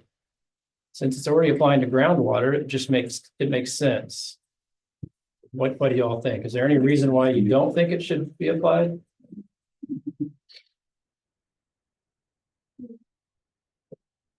All right, so everybody in favor? What happens for like a development authority? So if you have a development authority that is decided to build an industrial site. Because it would be a permit, right? Not, yeah, so just, so. I'm just, okay. I'm gonna do, Could it restrict the size of the development? that's kind of what I'm wondering, like, what, like, so does that mean a new industrial site then automatically has to say, I'm using this total amount, be able to justify 6 new industries, and then what's the timeline for those 6 new industries to be built to be qualified as the justification for locking that much up? That's the DES question. I'm sure I can speak to that. I'm not sure if I quite understand the question. I think she's saying, what if an industrial developer wants to develop a site? They don't have actual tenants yet, but they say for this entire site, we want 60 million gallons of water. Well, say it's a data center, 1 gig data center. So that way they think they're gonna attract that, right? So now, 1.2 million gallons a day. yeah, you know, so like, does that have, like, what is the, I guess that comes into the reasonable, the criteria itself. I'm just wondering, like, So a new permit, a new application in a data center scenario, they would be evaluated with reasonable use criteria. And be subject to the minimum and stream flow requirements. Because they're a new user. 95% of current users were not subject to that. They were all grandfathered in. so is that what we're saying, is that this? Are we trying to free up the Permits now? 95%? Well, this is suggesting that the law be rewritten for that new permit use. But not There's a just the existing. Yeah, but not adjust existing, but there's other recommendations that the other RBCs have considered about existing permittees. This one just speaks to reasonable use. Let's ask, let me ask you the first one. You already probably answered this before. What percent of the waters that are available are already on the ground? How much water is actually left out there? Say what? I mean, you don't give me, or you can just do Savannah River, whichever one you're comfortable doing. I don't know. I don't know. I think we've said that we have, how many basins are fully allocated or pretty close to fully allocated based off of registered and permitted use? So, yeah, if you look at our registered and permitted model scenarios, we run those. That's what you're asking. What you're saying, how much is? But that's different than how DES calculates the safe yield at any point in the basin. So there are 2 different answers kind of there. Our modeling shows that there's not enough water if everybody pulled out their permitted or registered amount at the same time. There would be shortages. So some people wouldn't be able to get that water. So it's over allocated, right? All right, now we get to ask the right people in the back of the room. If the model shows that all the registered, all the permits that are out there, if they all pull simultaneously, which you have to assume they could, would you issue a permit if it's if 100% of the flow gets you down to your safe yield number? You wouldn't issue a permit, would you? You wouldn't issue an additional permit, or? Yeah, I think in that scenario that seems right.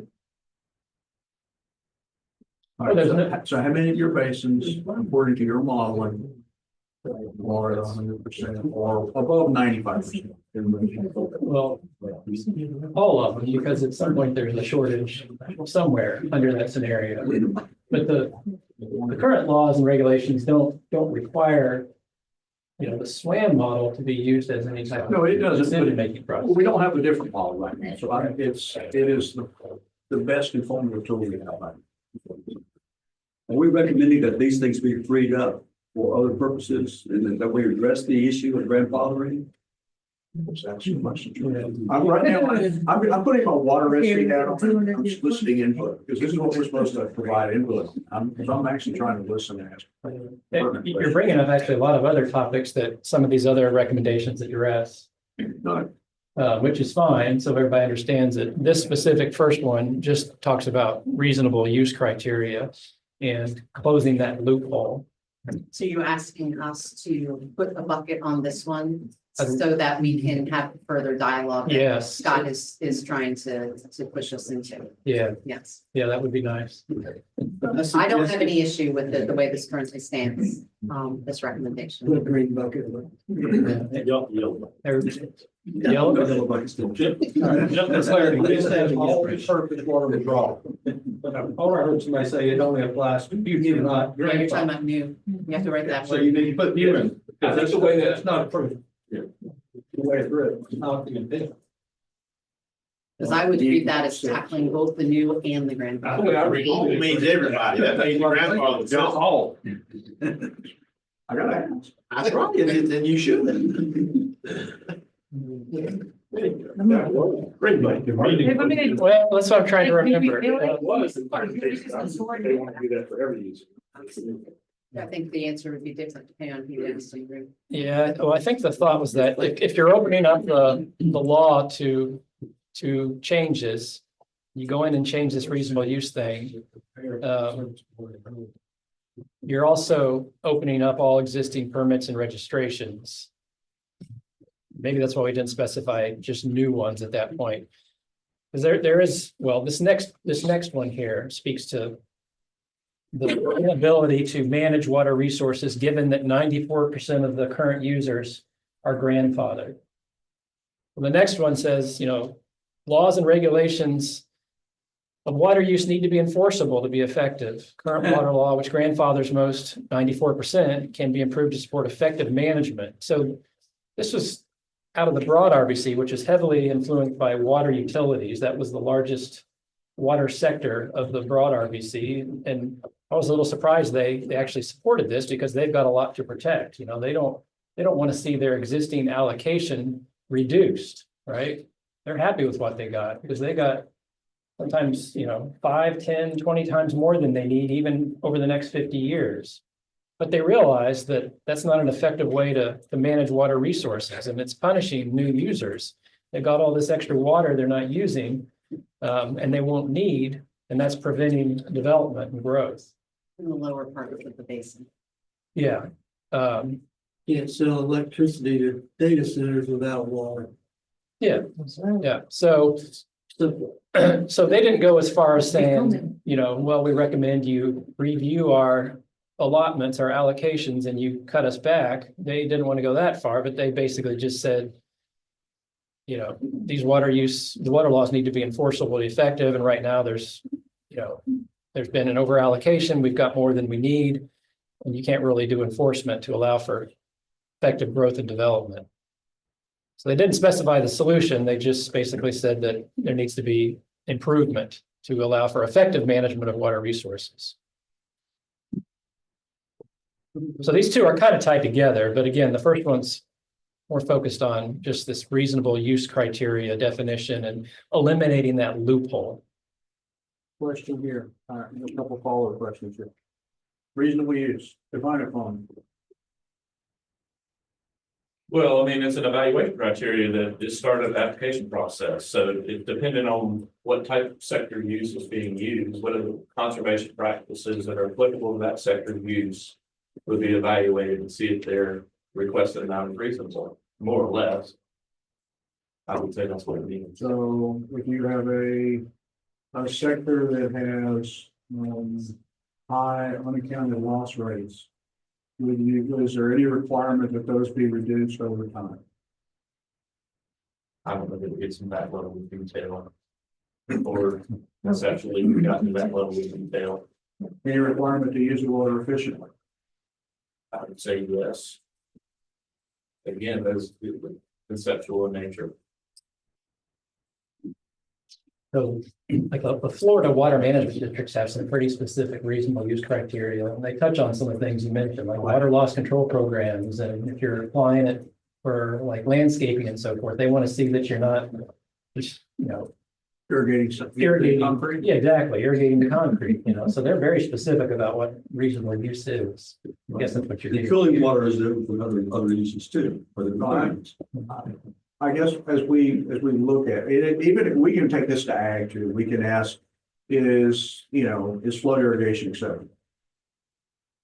Is spray irrigation acceptable? Or should it all be drip? And I don't know the answer. I'm just asking, what does this, how do we view, what is the definition, how we define reasonable use? And is there a requirement that over time that we become more efficient with our water use? Because the one thing that, sitting around this room, the one thing we figured out, or that I picked up on, well, a couple of things. One, the water we get is pretty much fixed. And the number of people coming to the state is not. And unfortunately, it's moving in the direction that a lot of folks here would say is not a good direction. You know, we're adding more people, not adding more water. We have choices, and particularly if we've allocated all the water we have available. Right now, we're assuming that when this law passed in 2010 and we grandfathered all this water away, that at that time, we knew how the state was going to develop. And in Anderson, we are very glad, and I'm probably pretty glad we have healthy permits. I asked the question, what if they decide to build data centers in the park? I'm reading how much? The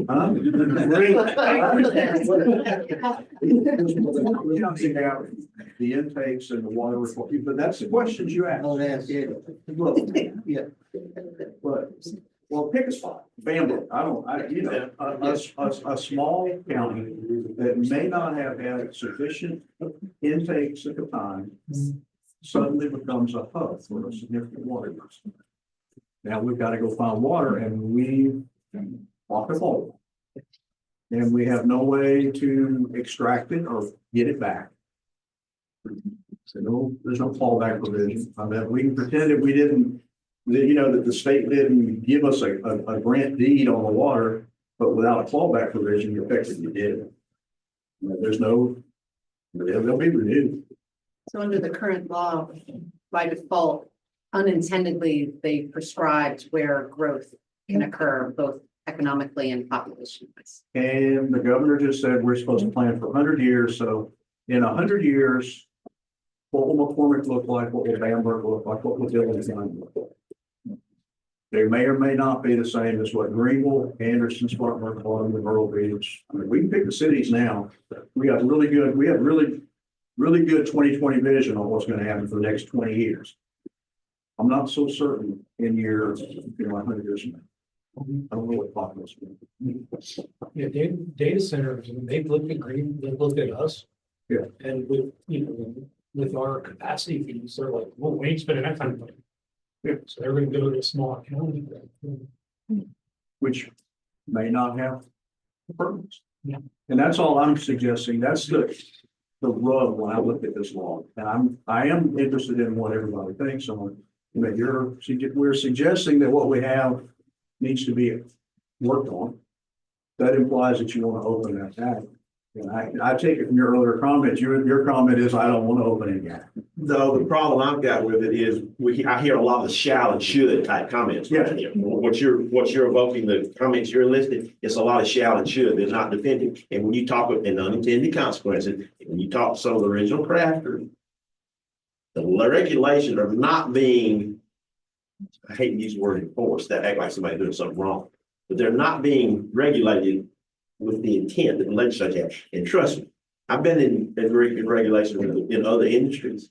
They've got the authority to do it, but it boils down to political will. And you remember the second meeting I had did this thing.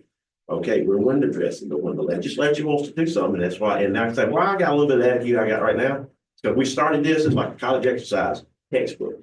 And then all of a sudden you got the legislature getting involved, they got the government getting involved. Okay, where is the data center? Where's the 1,800 pound gorilla? That's the catalyst behind all this. And that comes from somebody that, yes, I voted for Trump and I don't trust government. Because I've been there, been in business too long to know what government will tell you, the unintended consequences.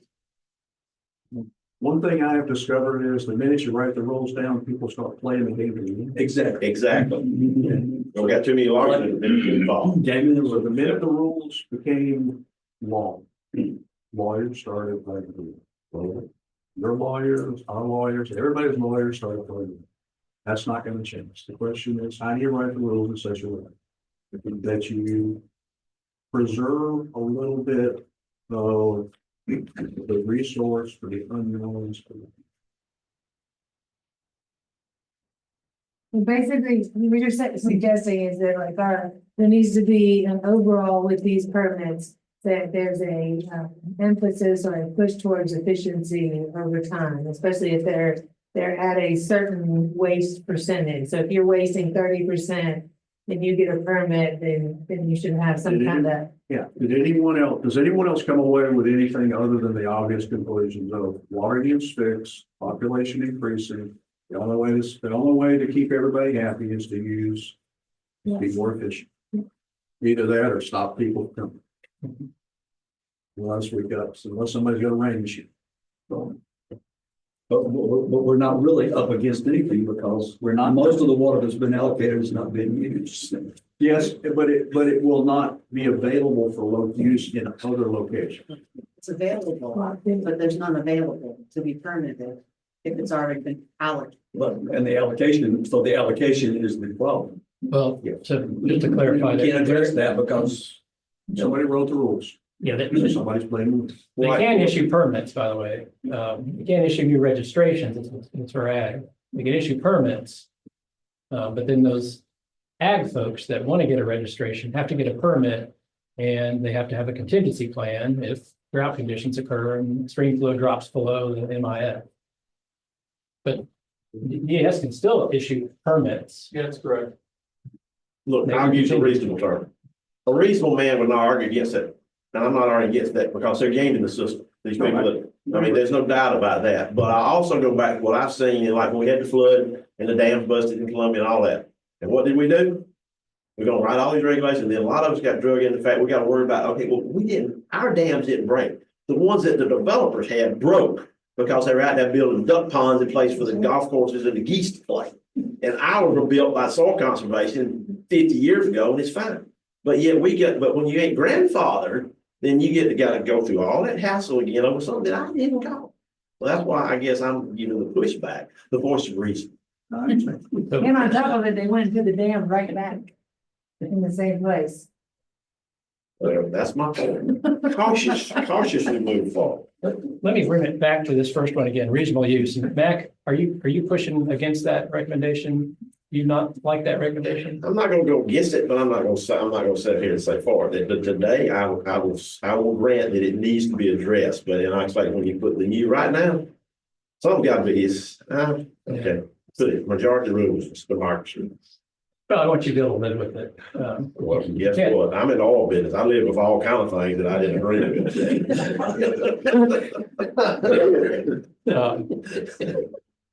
I mean, I encourage all the RBC members, if you can't live with something, you feel strongly against it, you need to speak up. How we get to consensus is if you're not necessarily happy with it, but you can live with it, then we have consensus. If you see a fatal flaw in it and it goes against everything that you stand for and your sector stands for, make us aware, because then we're not gonna achieve consensus, and that's fine. We'll wordsmith it or take it out or whatever. Scott's kind of diving into some additional details of reasonable use and kind of trying to define that. I'd rather keep it just big picture right now, the way the broad and the PD have, and focus on the intent of this, which is to eliminate that loophole. So if you all are for it, then I would say, yeah, let's keep it that way and move on. If Scott, you want to recommend another recommendation about how you determine reasonable use, then we could do that. Like I said, I'm kind of stolen your meeting to satisfy a different purpose. So I'll let you move on. Okay. Anyone opposed to the first bullet? Anyone online opposed to the first bullet? Okay. We added the word new just to make sure everybody knows what we're talking about. I assume that was good with everyone. Okay. Second one, which we've already talked a little bit about, is more big picture, and it has to do with the fact that it's hard to really effectively manage the state's water resources because 95% of the permittees and registrants have permits and registrations, and can't really manage it when everybody's grandfathered. This one did again propose a solution that just said, there needs to be some type of improvement. Should begin with the word improve, maybe. Well, got to improve down there. It can be improved. Yeah. So it acknowledges the problem, it doesn't offer a solution, fortunately. Just where we mentioned Scott's point about requiring a conservation or efficiency improvement. If you I think mean, at that's- least that's something specific that it could be improved. What do you put after effective with emphasizing conservation, with an emphasis on conservation, something like that? Well, I think it's an overall statement, though. It's not limited to just conservation. This is pretty much stating that all grandfathered folks are not applicable to the rules of the game. Yeah. And it's basically stating that we're not quite sure how or what, but there should be some rules that apply. Question, just clarify me, the registered use. That's grandfathered, is that transferable with the property? If the property is sold? registrations are not transferable. Okay, thank you. Permits are Like kind Industry to industry, Yeah. ag, well, Ag, not ag, different permits, but, yeah, like. okay, So thank that you. would be an example of the means in which the law can be improved for grandfather users in the future to have agricultural registrations move with the sale of the property. I don't know, I'm in favor of that. I think the property sells. We should reapply for a permit. Because it'll be changing use. Yeah. That way you're bringing in more of the regulation, using air quotes. Right, and by attrition, you would be bringing in, you would be making more available water. Yeah. In theory. You're gonna say me not gonna sell for another guy that wants to farm, or no farm? Well, I'm saying a lot of them not, I mean, I hope they don't, but I mean, some of it, if it changes use, then that. If it changes use, it changes use. Yeah, but like if ag land sold and development, which a lot of it is now, unfortunately. So that would free up, like what he said. I mean, that's an overreach. That's an umbrella comment, and that's just like, okay, this is telling y'all to go, hey, it's a recommendation, y'all fix it. Well, my only comment on the recommendation is, or what's written is, it's an observation, not a recommendation. They just didn't want to go towards recommendation. They wanted to make an observation and hope that smarter people in the room can come up with the actual ways to fix it. Well, our job is not to craft legislation. That's a specialty area right there. It's really tough to do. To actually craft legislative work. Yeah, and that one, you're walking right into the law. Would it be, You're right make back sense to with record the the- study? It's a recommendation. I mean, they're kind of. What is a recommendation? If you write it Water such committee as already is. current water law, No, I don't know if that's. which They kind of done. grandfathers most water users to support effective management of state water resources, that's a recommendation that just doesn't say how. And all it is a reconfiguration of the words. I would suggest if you want to make a recommendation, make it specific as to something you would like to see done. Right now, it is an observation that it could be better. Well, it could be warmer today. I did not offer a recommendation how to make that happen. But I will say with the way that we're all coupled the two bullets together without the word new, they made the observation and they made a very strong recommendation to apply that to all users. Whereas you adding the word new only applies it to future users. The other part that the broad discussed with regard to enforceable would be effective is that, again, for those 94% of grandfather users, they don't have to curtail withdrawals once you get below the minimum stream flow. They don't need that contingency plan. New users, new permittees need to have that. So they felt like, well, that's kind of punishing and hindering new development because they have to do that, but we don't. We can pull out as much as we want, leave no water in the stream. The new permittees are required to abide by that rule. So again, it's kind of leveling the playing field. And even though this recommendation doesn't have a lot of meat to it, just the fact that a heavily water utility driven RBC agreed that this should be a recommendation, even though it's just big picture, to me was meaningful. They're willing to give up something. That's the way I read it. They didn't say what specifically, but they're willing to give up something so that there's more enforcement and there's better management of the water resources through regulation. You would agree, bucket about that.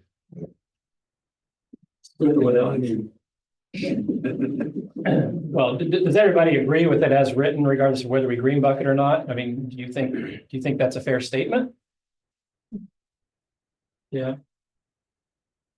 I do, I still think it's a recommendation, and if we decide that's fine. Yeah. I mean, we could I try can live to, with it, but Scott's right, it's not a recommendation, yeah, it's an observation. yeah. Okay, the challenging part will be coming up with ways to make it more effective. And that may take Can I some go back time. to the wordsmithing before? Once again, we took out should. Having can be improved is not a recommendation. So that's why I said just reconfiguration of the sense if everybody's agrees in the overall, Even if you change it to should, maybe how, what would be an improvement? I mean. You want to say must be improved? I started with improve, that's just, I mean, however, I took the whole sentence and stuck it at the beginning and said, improve the current water law. I mean, what you're asking is in the act laws that allow for regulation.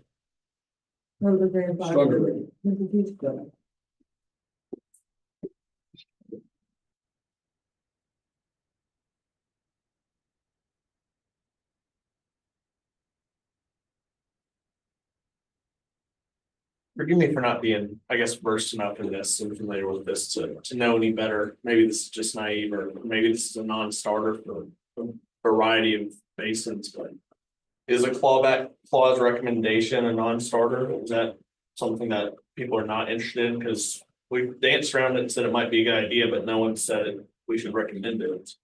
Did the other basins have any conversations about that? Say the first part of what you said. Like having a clawback clause where. So they're not grandfathered.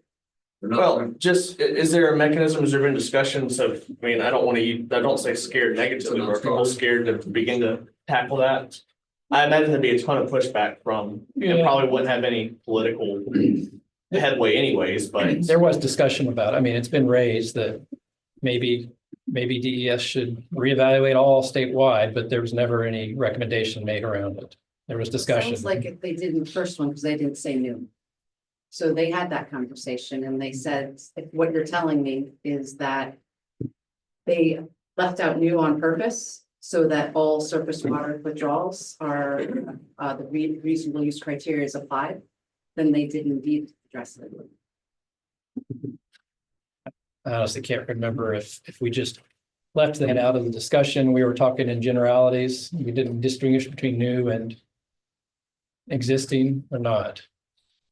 I don't think we even distinguished. I think it was just more of an observation. Yeah. The second sentence, basically what you're saying is the current water law, I'm also saying I agree or disagree. The current water law, what you're saying is, does not support effective management of state water resources. That's what you're saying, right? Yes, that was their point. Said differently. I mean, that's a more powerful statement than what you got up there, which says needs to be improved to support. I mean. It justifies restated where it's more definitive, supports what the recommendation or what the first part of the Senate. Yeah. I think still, it's you do that, so it's more observation than a recommendation. What's that? Well, if So you you the make that first change, it's more of an observation. Now you're specifically saying it does not need the, now you're not saying to improve. All the words, I'm not saying, the first sentence says improve. The second sentence would justify the first sentence. If you say that the belief is the current water law does not support effective management of state water resources. All the wordsmithing in the world makes it sound better. But one fallacy of what we're doing here today is we're doing wordsmithing and you haven't got the code of law in front of you.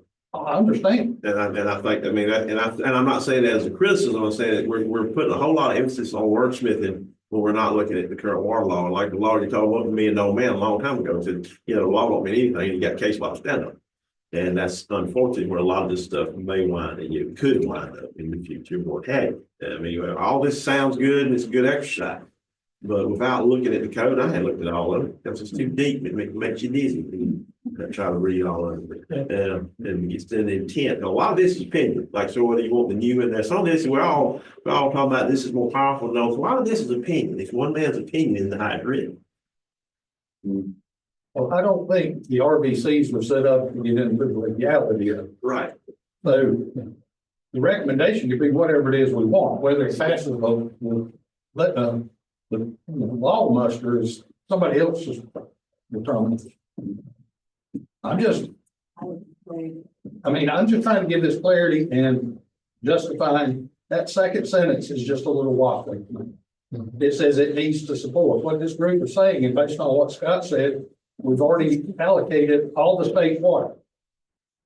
Might not be used, but it's already been allocated. So what about this? The second sentence, just use the first sentence. Improve the current laws, allow for regulation of water use so they're enforceable and effective. That's because that's what you're saying. Grandfather's not. Like I said, the second sentence does nothing but justify the Right. Yeah, so One sentence, leave out. again, when we write these up in chapter 9, we have generally the recommendation, which here in this case, you know, if that was our recommendations in bold, and then there's a narrative behind it, kind of explain the discussion. That second sentence helps explain what you're thinking about. I think if we were to pull up the Broads, chapter 9, there's additional discussion here about how existing permittees don't have to abide by minimum stream flows, and how existing permittees have a larger allocation than they need even in the next 50 years. That we're talking about. Yeah. So that's the pointed recommendation so those necessarily could be sub recommendations to this. Well, they're not necessarily, the narrative that follows these recommendations as we have written the existing plans kind of support the recommendation. It explains, you know, the background behind it, kind of summarizes your discussion here. Like, why did we make this recommendation? And, you know, what's wrong with the current law? I wouldn't say it's necessarily the recommendation. The recommendation is just generally what we put in bold. Right, but it's improve the current laws, right? And then the current water law does not support effective management. And then a sub bullet is the in-stream flow, the you know, these other ones that you're talking about. Those are the ones that are the underlying issues that makes the current law and regulations unenforceable. So wouldn't that support this recommendation with the sub issues? Again, I think that's how we wrote it up in the broad, right? Now, if you really want to develop some more specific recommendations of how to address the fact that most folks don't have to abide by minimum stream flow, we can try to see if we can come to consensus on those. But in other basins, we have not been able to get to consensus on those, and especially the broad realize that we're probably not going to be able to agree on anything, but let's at least agree that we need to do something. We just don't know why. I don't know. We can't. Yeah. So they kind of punted it to others, maybe the legislature, maybe whatever, whoever writes laws or regulations. Our ag guys are not here, and maybe they're unpermitted too, maybe they're registered. And so there's some, you know, there's forces in the room that say they want to keep registrations the way they are. And I think that's about the best we can do that. Yeah, that was the best we could do in the broad, so we kept it at that. Said, all right, well, let's at least agree to this, and we didn't get into any definitive recommendations about how to necessarily fix it. I don't know if that's useful or not, but at least it was something they agreed upon. Isn't the purpose of our councils to come up with specific things that the state can stick into a plan with actual implementation steps? If we don't come up with something specific, how are you going to come up with an actual plan and funding and schedule and critical path and all the other good stuff you need to actually get something to go out and execute? Yeah. In most cases, that's correct for these regulatory, legislative, policy recommendations. they don't necessarily work their way into the implementation plan because there's not much more that you all can do other than maybe lobby for your position on these recommendations. At this point, you're just providing these to Surface Water Study Committee or Water SC or the legislator, and they're saying, okay, the RBCs, came up with these recommendations, but generally, what else could you do? What other actions could you do about these policy recommendations? So John, let me ask this question. If that's whoever is in charge of revising the laws, the legislature, if that went to the legislator or the legislature or the committee or whatever it went to, how would they get input to improve the current laws? Where do they get that input from? If they don't have specifics, I guess. Obvious. Yeah, DES, lobbyists, Water SC, the Surface Water Study Committee, you all. The better data they're gonna have access to. They might look at other states and see what they've done. They don't understand the data is no good. I guess.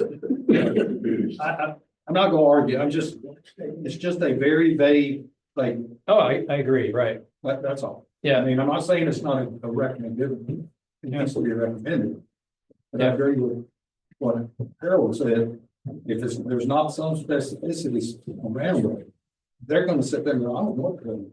Well, if we don't hash it out here, they're gonna hash it out in what, a committee? And is that gonna be better, are they better equipped there than we are here to give a specific recommendation to? In my opinion.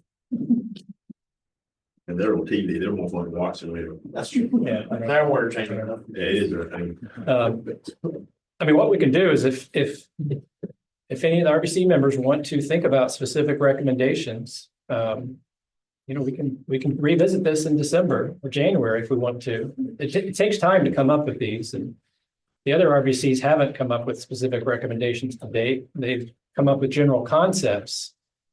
Doesn't mean that you can't. I mean, I encourage you to. It's a hard nut to crack. And coming up with a recommendation is probably the easy part. Getting all 20 some members to agree to it is the challenge. And probably the realization of that challenge is why in the other basins, no one's come up with more specific recommendations than what we've come up with here. I mean, just looking ahead, we've got one about water wall and implementing regulations should not distinguish between registrations and permits. So basically the idea was that, level the playing field for everybody that uses water. That one did not get approval in the Edisto, but the Broad agreed to it.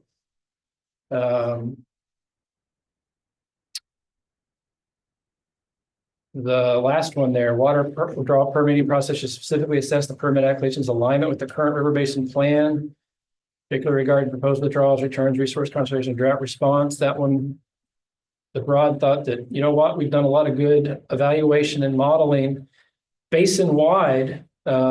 We think DES as part of regulation, so it required change to regulation and maybe law, should consult the river basin plan and use it to help inform and issue new permits and registrations. But in essence, aren't those improvements to the laws for Yep. effective management of the law? I guess it's almost saying the same thing where these other ones are more specific. Yeah, that's what I was thinking, that it's the sum. Yeah. Mhm. Yeah, I mean, So if we agree with you, pull them up underneath that primary goal. What was that suggestion? I was just agreeing with him where we agree with those over here, they would be pulled under this more major bullet. Oh, yeah, They're the specific recommendations to improve the current. yeah, Right, you could right. say to include but not limited to these following bullets. yeah, we could do it that way. Yeah. Right, if we are able to come up with those. Yeah, Well, I mean, those other ones, could fall under there. bring those under there already. Yeah, okay. And is that the place where you put a, bullet or something saying recognizing water is not increasing in demand? Is incorporating conservation or something? I would think that if our goal is to manage the resource, almost by definition, Whether, it doesn't matter if we're talking water, we're talking energy. If there's a finite amount of it, there's an increasing demand, you have to find a way to be more efficient. That is by definition, managing resources. If we're not, we're just gonna hit a constraint, we're done. And that, if that's the plan, so shall it be, but that's not managing the resource, that's just recognizing that there's a cap. And screw it. We don't have to get more, we're out. So can we say I'll be out of my drink. enforceable and efficient and effective?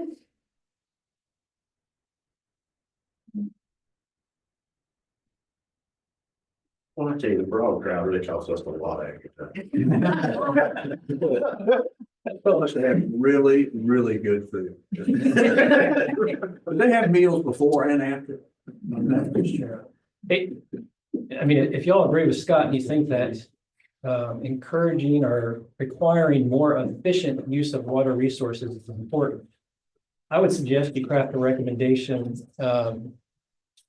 that develops a program like Georgia has, which is like the most stringent in the country for water loss control and efficiency requirements. I mean, there's requires every utility to do an audit every year and to make progress towards water loss control measures, more or less. Yeah. Yeah.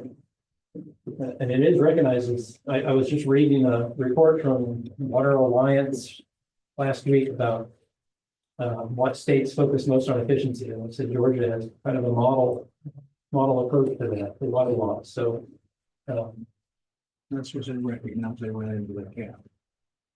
Yeah, But we're exactly. we're artificially Yeah. Cap, we're artificially capped, right? well, they slammed right into Lake Lanier. But we are artificially capped because. And I'm just suggesting that if we're managing the resource, we don't have to wait till we bump our head. Right, and so if we want to work inside the artificial cap, I agree with you totally that we're gonna hit the cap. But if we want to remove the artificiality of it, there's forces that don't want to do that, I recognize, but then we're a long way from hitting the cap. So I will tell you this, Georgia moved contractors on their Upper Basin Advisory Council and just brought over the contractor that made the Florida, Alabama, and Georgia waters go away. So to me, that is a pretty strong statement, especially in the lower river where they have run out of water, that they just brought the big dogs over to the South Carolina side to gear up. So how that plays into what we're thinking, I think it should play in, especially for the lower river, but I think South Carolina or Georgia views this as if there isn't water available and it's time to get serious about it. It could be, I mean, they got Atlanta, thank you very much, and I understand what's going on down there. Well, Catherine's serious. I Yeah. mean, this is the contractor that's now in charge of these basin councils is. She's the one that negotiated a lot of that. Right, you've got Lake Lanier and Atlanta next, that's it, then serious business about what you're gonna do for water, that's. I'm gonna give you a little, before I came back to South Carolina, I worked in San Diego. San Diego was experiencing, Southern California experienced a monster drought. And they were told to expect they'd already gone through 20 or 25% reduction in demand for Colorado and state at this state point, which is where they got all the water. And they were told to anticipate another 30% within 30 days. I think going from where you were to about 50% of what you were using in a matter of 4 months. With summer approaching. San Diego, one, they got rain and they avoided the 30% cut. That's the positive news that everybody will have you saying that the Lord provides. All right, the other thing that happened was it provided a wake-up call to them that they were bumping their head on the hard cap. And it was gonna hurt. All right, it was gonna hurt them bad. Everything that they depended on, agriculture. The number one thing that they were doing, they were gonna trim their agriculture, and what they were gonna trim was they were gonna trim trees. All right, the number one, that's what they were gonna stop watering. All right, and I'm not a farmer, and I don't know anything about orchards, but they tell me that if you want to gamble on a year, plant corn. If you want to gamble for 10 years, plant a tree. All right. So it's a 10-year investment. You put it in the ground, it's 10 years before you're really getting any return. you return on corn next year. You know, your orchards are 10 years out. So they were gonna, if they had stumped those trees, they lost 10 years of agriculture. Right. So they were afraid of that hard cap. In San Diego, they had a population at the time of about just over 2 million people. Over a period of 10 years, their population went from 2 million to 3 million. Right? Because of actions they took on the front end, their water use was less 10 years later than it was 10 years before. Population's there, GDP, you think we're there? population went up 50%, GDP went up, everybody made more money. Yeah. And oddly enough, they use slightly less water. We might be near that. I'm just gonna suggest that there are plenty of examples out there where people with a little bit of foresight can plan a little bit and not have to, you don't have to go through that hard cap. You don't have to go through that moment of reckoning when you realize that the world's gonna crash and there is no irrigation in a time of drought. There is no water available for a tank because an intake ran dry. Why get there? That is lack of planning. That is what this should be trying to do. It should be recognizing our goal isn't to sit here and where it's to plan for quantity, to make sure we have enough to meet the needs of the people and the economy. In the economy, I don't care whether you're making paper, you're making cars, you're growing corn. It's the economy. All of them have to survive and all the people have to take a bath every night. Right? That's our goal. That's what we should be planning for. All right. Put that together with the simple math that we said before. Water, population. What do we do? Bumping our heads is going to happen. I don't know the year, it will happen. All right. The closer you get to bumping your heads, the more money lawyers make and the harder it is on the rest of the world. God, is there an executive summary that precedes this document? There will be, yeah. Right. Yeah.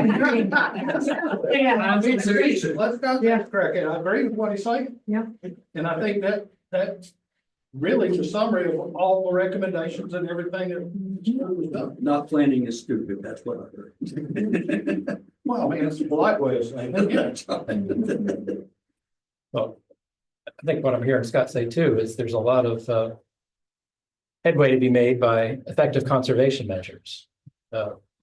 So if you want to emphasize, you selected a suite of water conservation measures as part of your portfolio of strategies for water management, right? Those are going to be summarized in Chapter 7, which I'm going to be sending out soon. I can't remember the schedule. I need to send you all 5 and 6 probably by the end of this weekend, but 7 is next, which again summarizes the water management strategies you selected, and conservation plays key into that. I guess the question is, do you want to identify some additional recommendations in the plan that emphasize the need for conservation, water loss control, things that bring per capita demand down, make you lose less water?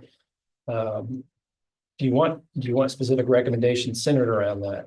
And that's why I brought up Georgia's water loss control program. Do you want to make a recommendation that the state of South Carolina adopt something similar? Again, it's up to you. I'm just trying to get you thinking about those ideas.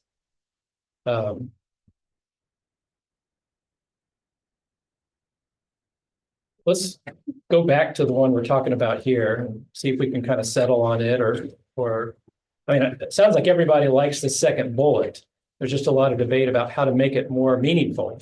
And maybe that's by adding some sub bullets. Is everybody comfortable with this second bullet, at least as a concept?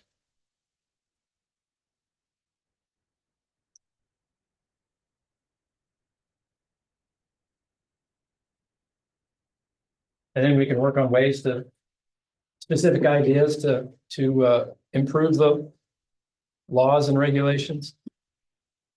The part that's bolded works if the recommendations are to come up with ways to improve efficiency, which would be, I don't care if you want to call it conservation, just be more efficient in the way we use the resource that we have. That's step one. And step two, find a way or modify regulations in such a way that you can reallocate resources to where they're needed. I mean, that's really, that is the definition of resource management. You want to reallocate it wherever you can, and you want to be more efficient with what you do. And that is how you manage the resource. That's ultimately what needs to happen. How about the 95% not having the safe yields license? That would, if you're telling, I think that has to be part of, find a way to reallocate resources. You're basically. more part of being more efficient. If you tell me, if everybody's being, if you're at the ultimate level of efficiency and you're providing public, and let's be honest, 95% of people that have a permit are in the water supply business. I tell everybody I'm not in the water supply business, I'm in the public health business. And the minute we tell everybody we're in the public health business, if everybody's being as efficient as they can, and you're providing a public health need, I'm sorry, we may go below 40%.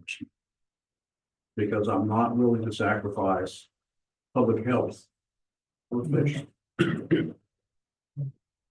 If that's truly where you are, if you are efficient, if you're not efficient, save the fish.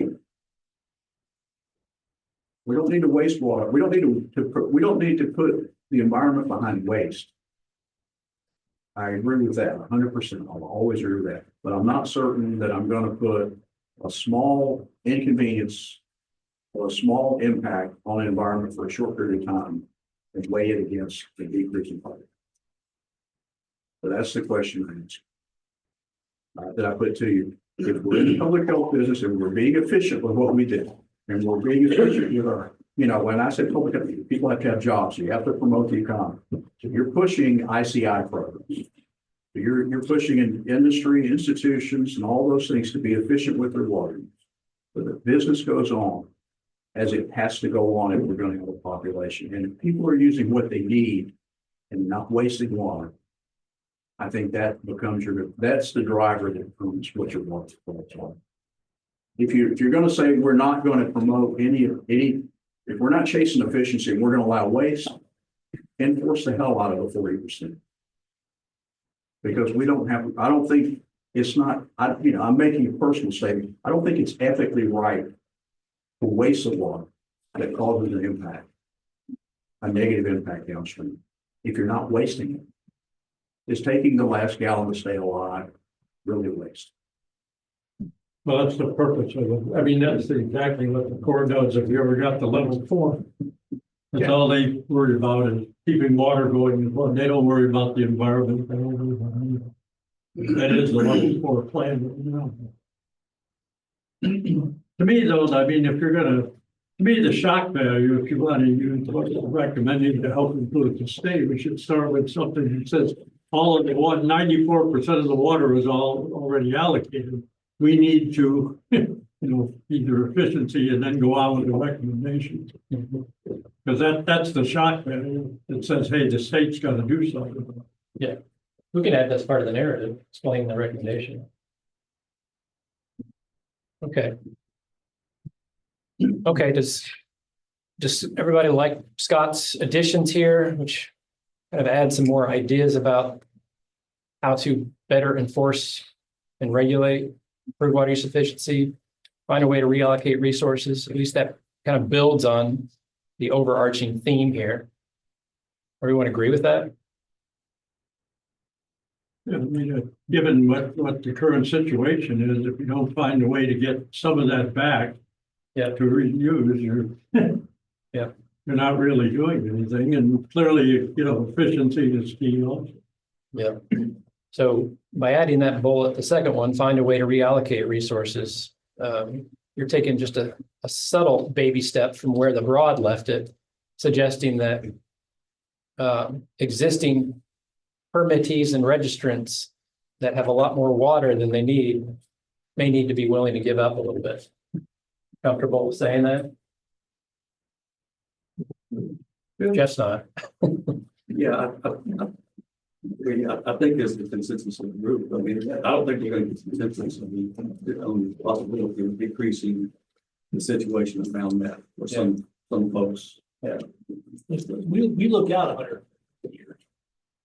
I mean, we did the last water, we did our last master plan. We looked at population for about 70 years. So we know we're gonna need water in those years. So we're not gonna give any of it up right now. That would check the reasonable use criteria box then. Would it though? I said it would check the reasonable use criteria box. I mean, not right now. And if we go with right now. No, but. No, that would be, yeah. But the thing about, if you put those standards in place right now, what would happen over time is that, I think Jeff would discover that if you put those in place now, that the only thing that would happen, he may still have this, keep the same permit, if he just lasts. He just pushes the curve. That's what efficiency. Oh, yeah, no, I agree. I mean, we're seeing it now, but we're seeing it greater with vertical development instead of horizontal development. Yeah. We're seeing more and more people come in, but you don't have you don't have your landscaping, you don't have your, someone lives in an apartment building or a condo, does not use as much water, as someone lives in a single family home. Just more of them. Yeah. This is a crazy question, but this is an accounting question. Does that allocation show up as an asset on your balance sheet? The allocation. Anytime anybody ties on their system, it becomes, they pay a capacity. No, but I mean, as far as your accounting system on the net worth of your organization. Is that an asset to you? Those buildings, no. No, I mean, the allocation of water, the larger allocation of water. Not, I mean, our facilities do, but not necessarily that. Not that. Just sometimes there's no telling what shows up on the balance sheet sometimes for companies. Just asking. But if we looked at your long range planning and capital Yeah, I mean, improvement 10 plan, years from now, we will have facilities in place to match what our permits are. Atkins will be at 150 million gallons, Stovall's already at 75 million gallons. So permits, basically, permits we get off the Atkins is about 50, basically do permit. I mean, we're already looking. We're already putting money aside for a lot of money aside to go from 90 to 150 Atkins because plant building is tripled in the last 2 years. So, I more mean your population projections. So you say you've looked out 50, 100 years, and then you're able to project your water use on that. So on paper, you could prove reasonable use over an extended period of time that would defend your position of your allocation, which might not necessarily be the case in all instances. I mean, we defend it, but Who the judge is. we've looked at, we have 4 population growth potentials. We're recommending those definitions. We mentioned Florida earlier, which for example, would that ease your concerns? Without having more clear definition for what reasonable use is? No, I mean, we're gonna go with what we have. I mean, we have the facilities in place and we have population trends, so we're gonna show it. I mean, it doesn't, I mean, we're gonna protect our withdrawal permit. I mean, we may only be using 90 out of 150 or 50 out of 150 million. We have 90 million capacity, but we're not going to, we've invested the money in the infrastructure. Unless someone's gonna come and pay me $50 million to take part of my intake away, the money we invested in it, then we're gonna fight tooth and nail to keep that permanent. I think if you can show it with your projections that do incorporate some efficiency improvements over time. You can, first thing about planning is you don't want to be so aggressive, it's like the field engineers, you don't want to ever win big, but you don't want to ever project so much efficiency improvements that don't materialize that leave you behind.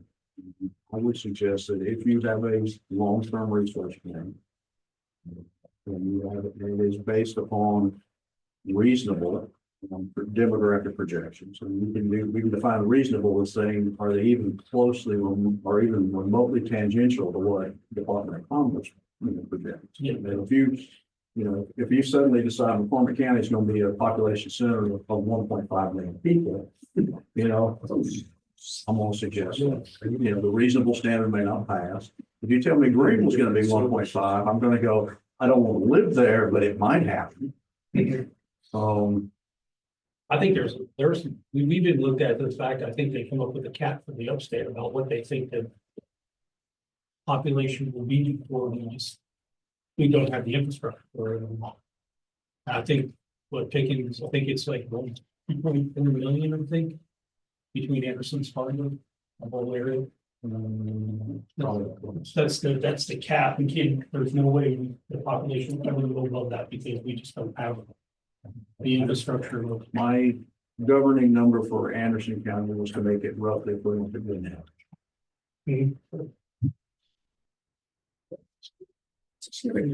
I don't want to live there either.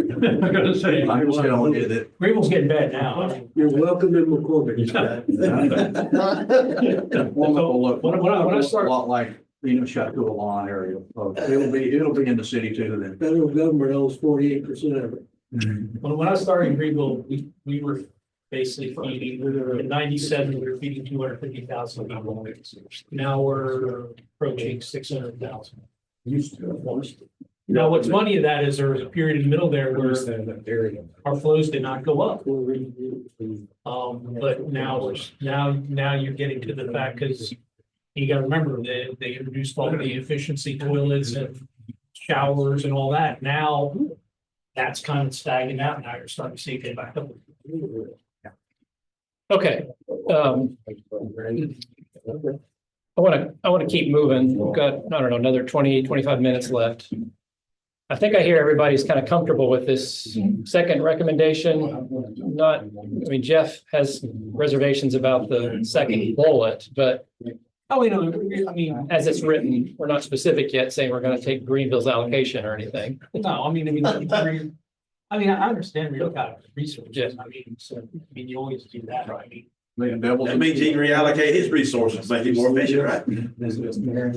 Within. In all honesty, some of our resources end up in the Broad River. Like, that's how far, I saw the one comment in the thing, but where is that much goes to the Broad River? Half of Greenville County is in the Broad River Basin. That's in the saloon. Yeah. Okay, well, here I'm no opposition to this, even though some folks would like it to be more specific. We've added some specificity. I'm ready to move on if everybody else is. And we can revisit it if needed. Yeah, okay. Okay. The next one here was that there shouldn't be a difference between registrations and permits. Everybody understand registrations are for agriculture and permits are for everybody else. The Broad, and they were unique in this. The PD, I don't know if the PD actually entertained this idea or not. The Edisto did, and the majority felt that there should be no distinguishing between them, but there was several ag representatives that wanted to make sure there was still ability to get a registration if you're a farmer. Again, the Broad didn't have a lot of ag registration, a lot of ag representation on the RBC, and that probably colored their recommendation a little bit. What do you all think? We're not. Based on sidebar conversations, there was a lot of concern about, we call it permit for all kind of concepts based on cost and some other meaning. So is there a possibility when you pick this in this type of language that there would be different delineations of permits? Meaning there could be agricultural permit, there could be water supply permitting, meaning it's a permit for everybody has to put forth reasonable use criteria. But depending on what your sector is, the permitting is different. So that the costs can remain low for agriculture and things like that. Yeah, if you want to recommend that, you certainly could. Because that's the concerns that I've been getting from. I think probably, and I don't want to speak on behalf of ag, but I think one of the biggest concerns probably is that if they are required to get a permit, that means in times of drought, when they most need the water to irrigate, they have to meet minimum in-stream flow requirements or have a contingency plan to be able to continue watering, which means getting another source or cutting back their demand so that they don't drop below the in-stream flow. Once again, couldn't that not be the devil in details of agriculture permitting isn't applicable to? Okay, then there's no difference. I mean, then it's the same thing as the registration and the permits now, I guess is what I'm saying. So you're saying, okay, everybody gets permits, but ag gets these exceptions. Well, it's the same as what their registration is basically. Am I missing something, Joe, too, the way I explained it? I mean, those are the main differences. Pretty well. Yeah. You know, Green was gonna fight to keep his, and I've got to fight to keep my ag people having their permit, the registration. Well, I mean, that's taken away, that means you shouldn't distinguish, you're gonna make everybody the same. I thought we'd just settle the prior thing, you know, and I recognize it. Not specifically. This is specific just to the registrations and permits.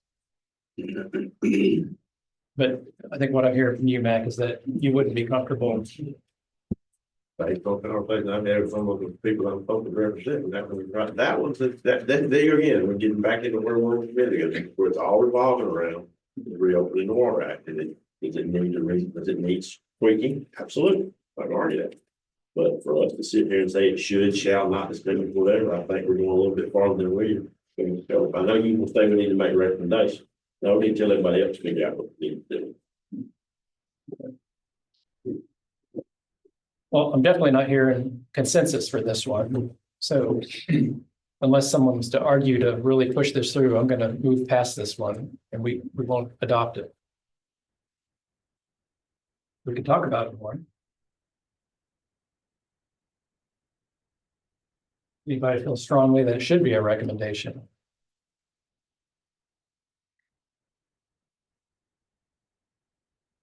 Well, ultimately, it's gonna be a recommendation, it's just not from this RBC. It's so far one RBC has recommended it. The Saluda will probably discuss it at next week's meeting. And they do have fairly strong ag representation there, so it'll be an interesting discussion. So the benefits for registrations of the permits are. The main difference between registrations and permits are the fee is lower, right? For registrations. There's no fee, so it's lower. Registrations don't have to meet minimum stream flow requirements. That's the biggest one probably. And what are the other differences? A difference in duration of registrations aren't transferable, permits are for like use. So there's no renewal frequency, I don't think. Some are grandfathered. Well, both permits and registrations. are grandfathered. Yeah. Yeah, so those are the main differences. Now, half of the state, if you're a groundwater user, you have to get a permit regardless because you're in a capacity use area. So the whole coastal plain, which is actually more than half the state, ag doesn't have the opportunity to get registrations. They have to get permits. So they're already having to do that there. It's just the upstate where they have the opportunity to get a registration instead of a permit. So how much is a permit fee? $7,500 application fee for new users. $1,000 annual operating fee. Then, but that also includes their, as they want us to. Yes, that's it's part of the source water testing. No, that's just surface water intake. That's just withdrawal, lab fees are totally separate. Well, no, I'm not talking about lab fees, I'm talking about part of the fees go towards, like our water fee goes toward the lab stuff that the ES does for us. Yeah. Sure about that. I think the biggest rub, if I want to be a farmer, I put my John Deere hat on. The biggest rub is they only need it when the minimum midstream flows are likely to be running low. It's a little bit like, you know, when the streams are full, they don't really need it. Same reason we don't need to plan for 8 out of the 10 years, 8 out of the 10 year, 8 years out of the 10-year period, because there's plenty of it. We only plan for the shortage, and that's what the registrations are for. So unless there's a way, I can't see how you can say the permits are the same on new ones, on new registrations in the permit. if registration, if the ag permit or the ag registration or the ag right to use, change the terminology completely, if it doesn't include some waiver or some modification or some accommodation for encroaching on those minimum midstream flows. That would be my number one. That's what I would assume would be the pushback, the biggest pushback. Cost is cost. I mean, I get that, but you can always choose to lower the cost. But yeah, I agree. I think what you're saying is right. I mean, we don't irrigate. But I think what Daniel alluded to in the past is, okay, the ag's got to be able to shift gears fast and some things that, like, for drought committee, drought committee and ags. So yeah, that's the fun. And it's a separate, it's a unique entity. Yeah. That said, if I take my John Deere hat off and I put my overall state hat on, I would suggest that in exchange for granting an agricultural user a permit and allowing them to encroach on the minimum midstream flows, I would ask them to in some way demonstrate that they are efficiently using the water. That would be the trade. That's the same trade-off I told you that I would suggest for M&I users. If we're wasting water, yeah, enforce the hell out of the minimum midstream flows because you're not using it efficiently. You don't have the right to waste it at an expense. If you're going to say you want to get a permit that is going to be transferable, it's going to come at a discounted rate, that's going to make you in as many levels as possible equivalent to an M&I user. Having them either demonstrate, somehow provide some statement that shows that the water is being efficiently used. I don't think it's a hurdle that's too far. That would be the compromise I would put. I mean, in exchange for, yeah, we're going to let you take a little bit more water than the fish would like. But then when you get into efficiencies, then you get into type irrigation, and we had this conversation, I think, in one of the debates had about type nozzles or whatever, and how I don't know how to, I'm just saying something that says you're trying. I'm not saying, I don't want to be the water police going out there with a tuna can saying you're irrigating 3.5 inches per acre, in a point, and I don't want to do that. But something that says that there's a reasonable, recognition that the water is not being wasted. And that's not in that, as far as I know, that's not in the regs right now. But you could literally, we could say we're going to take water and we could flood irrigate. And we could over irrigate flooding row bananas in the middle of the drought. That could happen. Once again, old man, I'm gonna put my old man hat says I get to tell stories. And my other story is in San Diego. I bought water from farmers. I bought $4.3 billion worth of water from farmers. And all we did was we went out there and we, as a municipal government, we paid for their improvements to ship them from flood irrigation over unlevel land to either spray irrigation or drip irrigation, and they continue to farm with no impact to their output. We took all the additional water that was saved and shipped it to the cities. Those are possibilities, and I'm not saying that I want to say you should go drip irrigation on corn, but something that would say that you're being efficient. all I hear of this is you got to show you're more efficient. And then you again, I can't help it. I read 1984 in that. I swear by it on the shelf.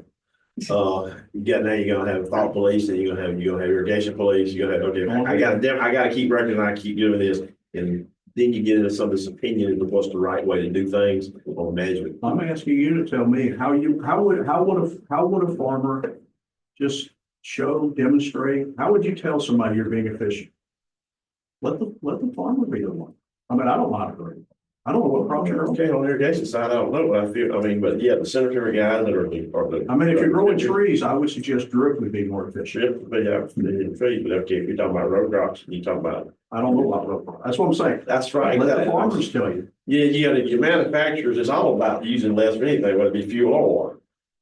You use less of anything that has a price. Right. All right. Does water have a price other than pumping? Go fund. If you have a registration, other than the cost of the pump, is there a cost? I mean, the implementation of it, I mean, the management of.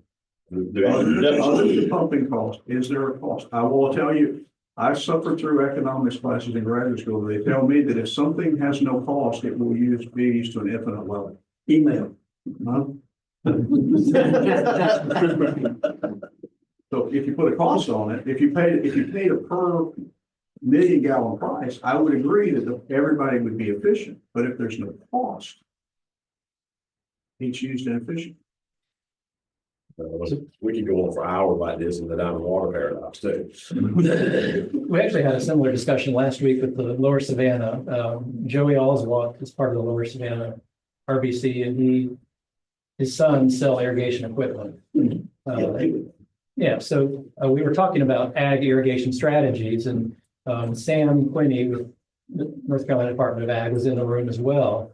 He travels around a lot, talks to a lot of farmers, and they all kind of agreed that ag fairly efficiently uses water already. They don't like to pay extra cost to pump water when they don't really need it. I agree. There's not incentive for them to overwater. And they said for the most part, especially like center pivot systems, which use a lot of water, most farmers have already taken steps to audit their sprinklers, put in low flow nozzle heads, lower them closer to the ground so that they're not losing a lot to evaporation. And I said, well, how widespread is that? Is that, half the farmers? Is it 60%, whatever? And they said, oh, it's probably 60, 70%, at least that they're aware of. So that's all I would ask that you demonstrate. Just tell me that you're doing the best that you can. I mean, I'm not a farmer. Huh? That's an easy lift. Okay. Okay, let's go back to this first bullet though. Again, I'm not hearing a lot of consensus that we want to move this recommendation forward. We're ready to move on from it, put that one in the red bucket. Because if we accomplish the two things that are on the previous chart, you kind of nudge your way into this. You don't do that by default. You're right, it might happen that way, yeah. So let's red bucket this. Maybe this one will happen organically if the other ones get implemented. We'll see. The next one, we already have a technical recommendation around sedimentation, riparian buffers. I don't know that we need this one. This was specific to the broad one to develop a model buffer ordinance for local jurisdictions to consider, and then kind of take that out on the road as part of their communications and outreach. Do you all feel that that's important, or are you comfortable moving on? Move on, let Broad have the. Because if you do a lot of the silting control on lakes and shore banks, you'll accomplish the same thing. Exactly. Good. The last one. This one was just recognition by the Broad that, they worked for a year and a half, 2 years on a river basin plan. It introduced some new information that currently or previously wasn't available to DES. Primarily with, system-wide, basin-wide modeling using different planning scenarios and looking 50 years into the future. And they felt that information should be used as part of the permitting process. When I say permitting, I'm talking about registrations and permits, but I guess it really more applies to permits perhaps. But the thought was to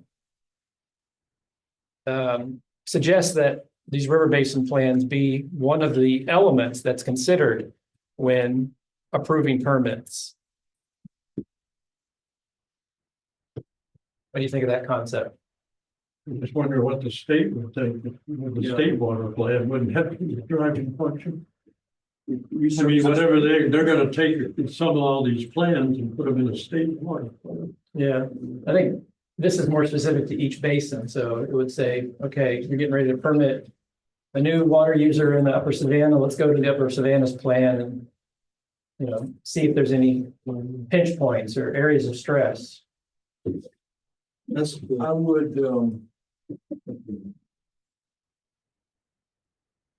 I support the idea of the plan informing the decision. I would not want it to be dispositive. I would not want to make a group that has not been elected be able to basically pass something that will serve as a week. And I don't think that would be appropriate, nor do I think the state would be receptive to saying that an unelected, unlegislatively approved body, like ourselves, should be able to come up with a plan that would preclude the state from issuing a permit. If you're saying advise the state, I'm fine with that. I'm fine with that plan being part of what, DES has to look at when they issue a permit. But I think if you were to say that if it didn't fit our plan, it would be not accepted. How would you reword it? Huh? How would you reword it? Make it acceptable? Yeah, I mean, this said applications alignment, which is very ambiguous. Yeah. That you just say consider. Consider? You think that's, Applications, but you consider the current. But you're recommending regional permits, regional permits with different criteria for region. Being charged with that.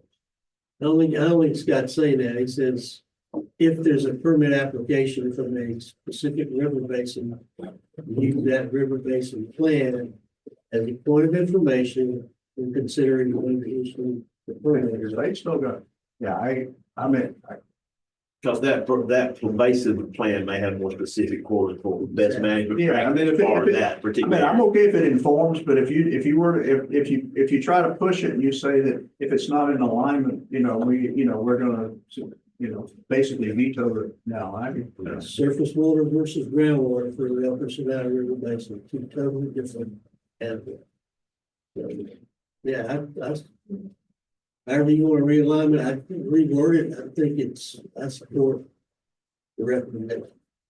No, I think I was saying replace alignment, we should consider. Yeah. Not, you should consider.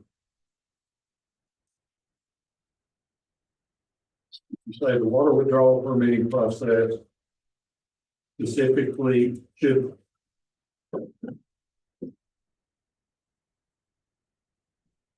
consider the permit application. Okay, that's fine. Yeah, I guess. Yeah, I was trying to get rid of the word alignment. Yeah. That's. Or would you rather reword it to say the river basin plan should be used to inform the decision on, well, that gets more specific, never mind. We'll get really deep in the weeds. We should make the applicant align their application with the river basin plan.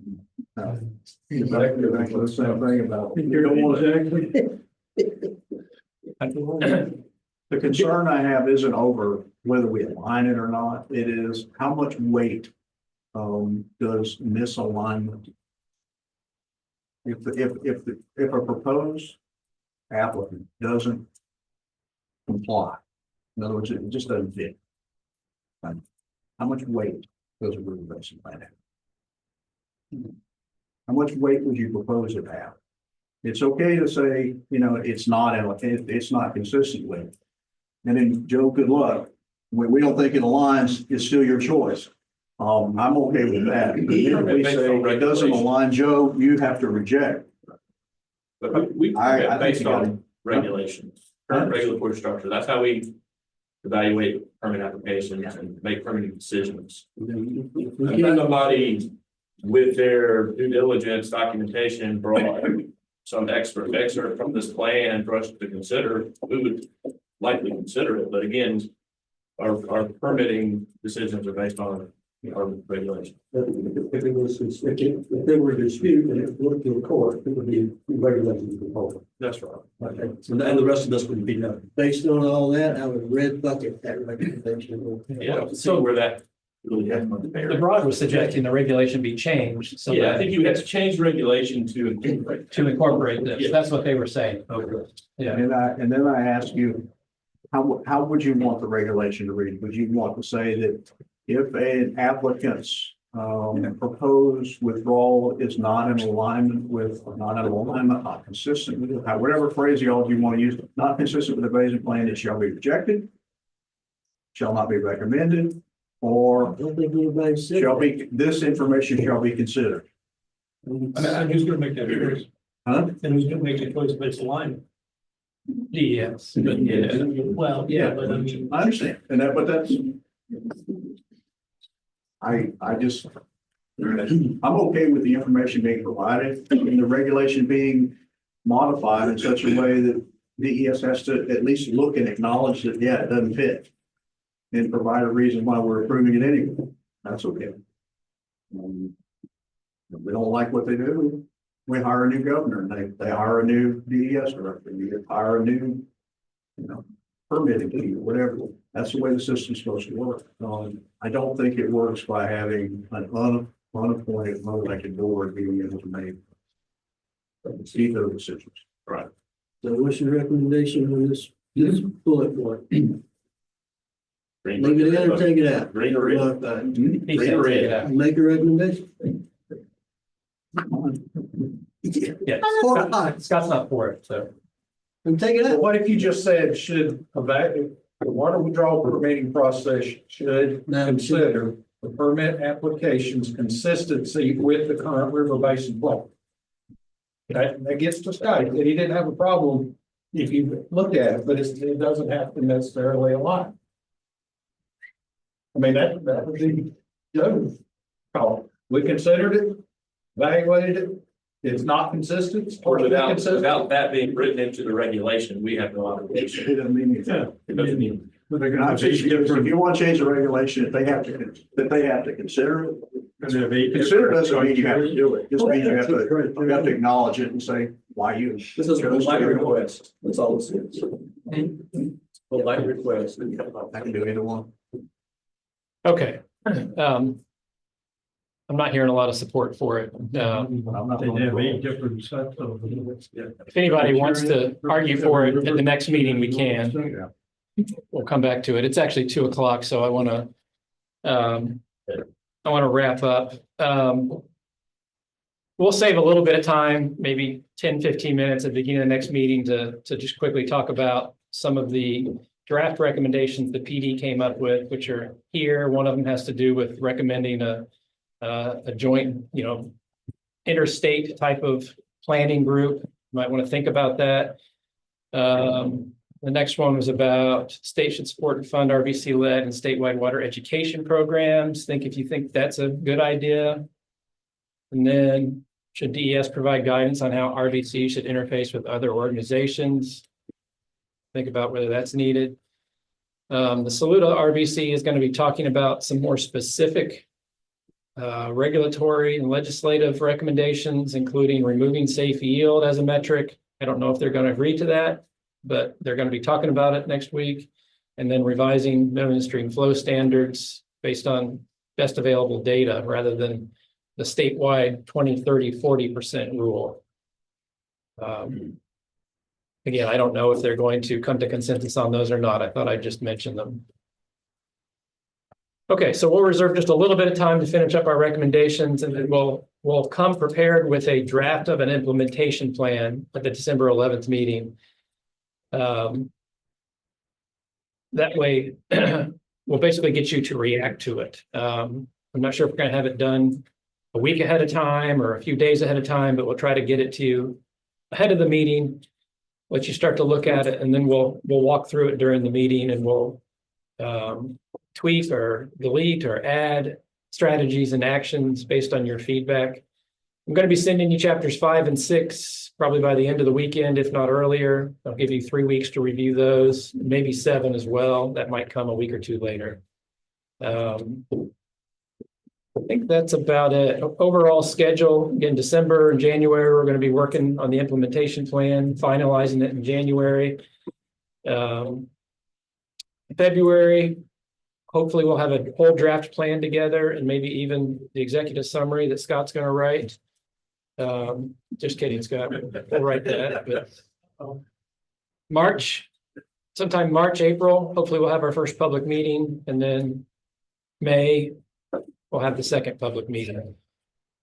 As far as chapter schedules go, again, look for 5 and 6 in the next 4 to 5 days.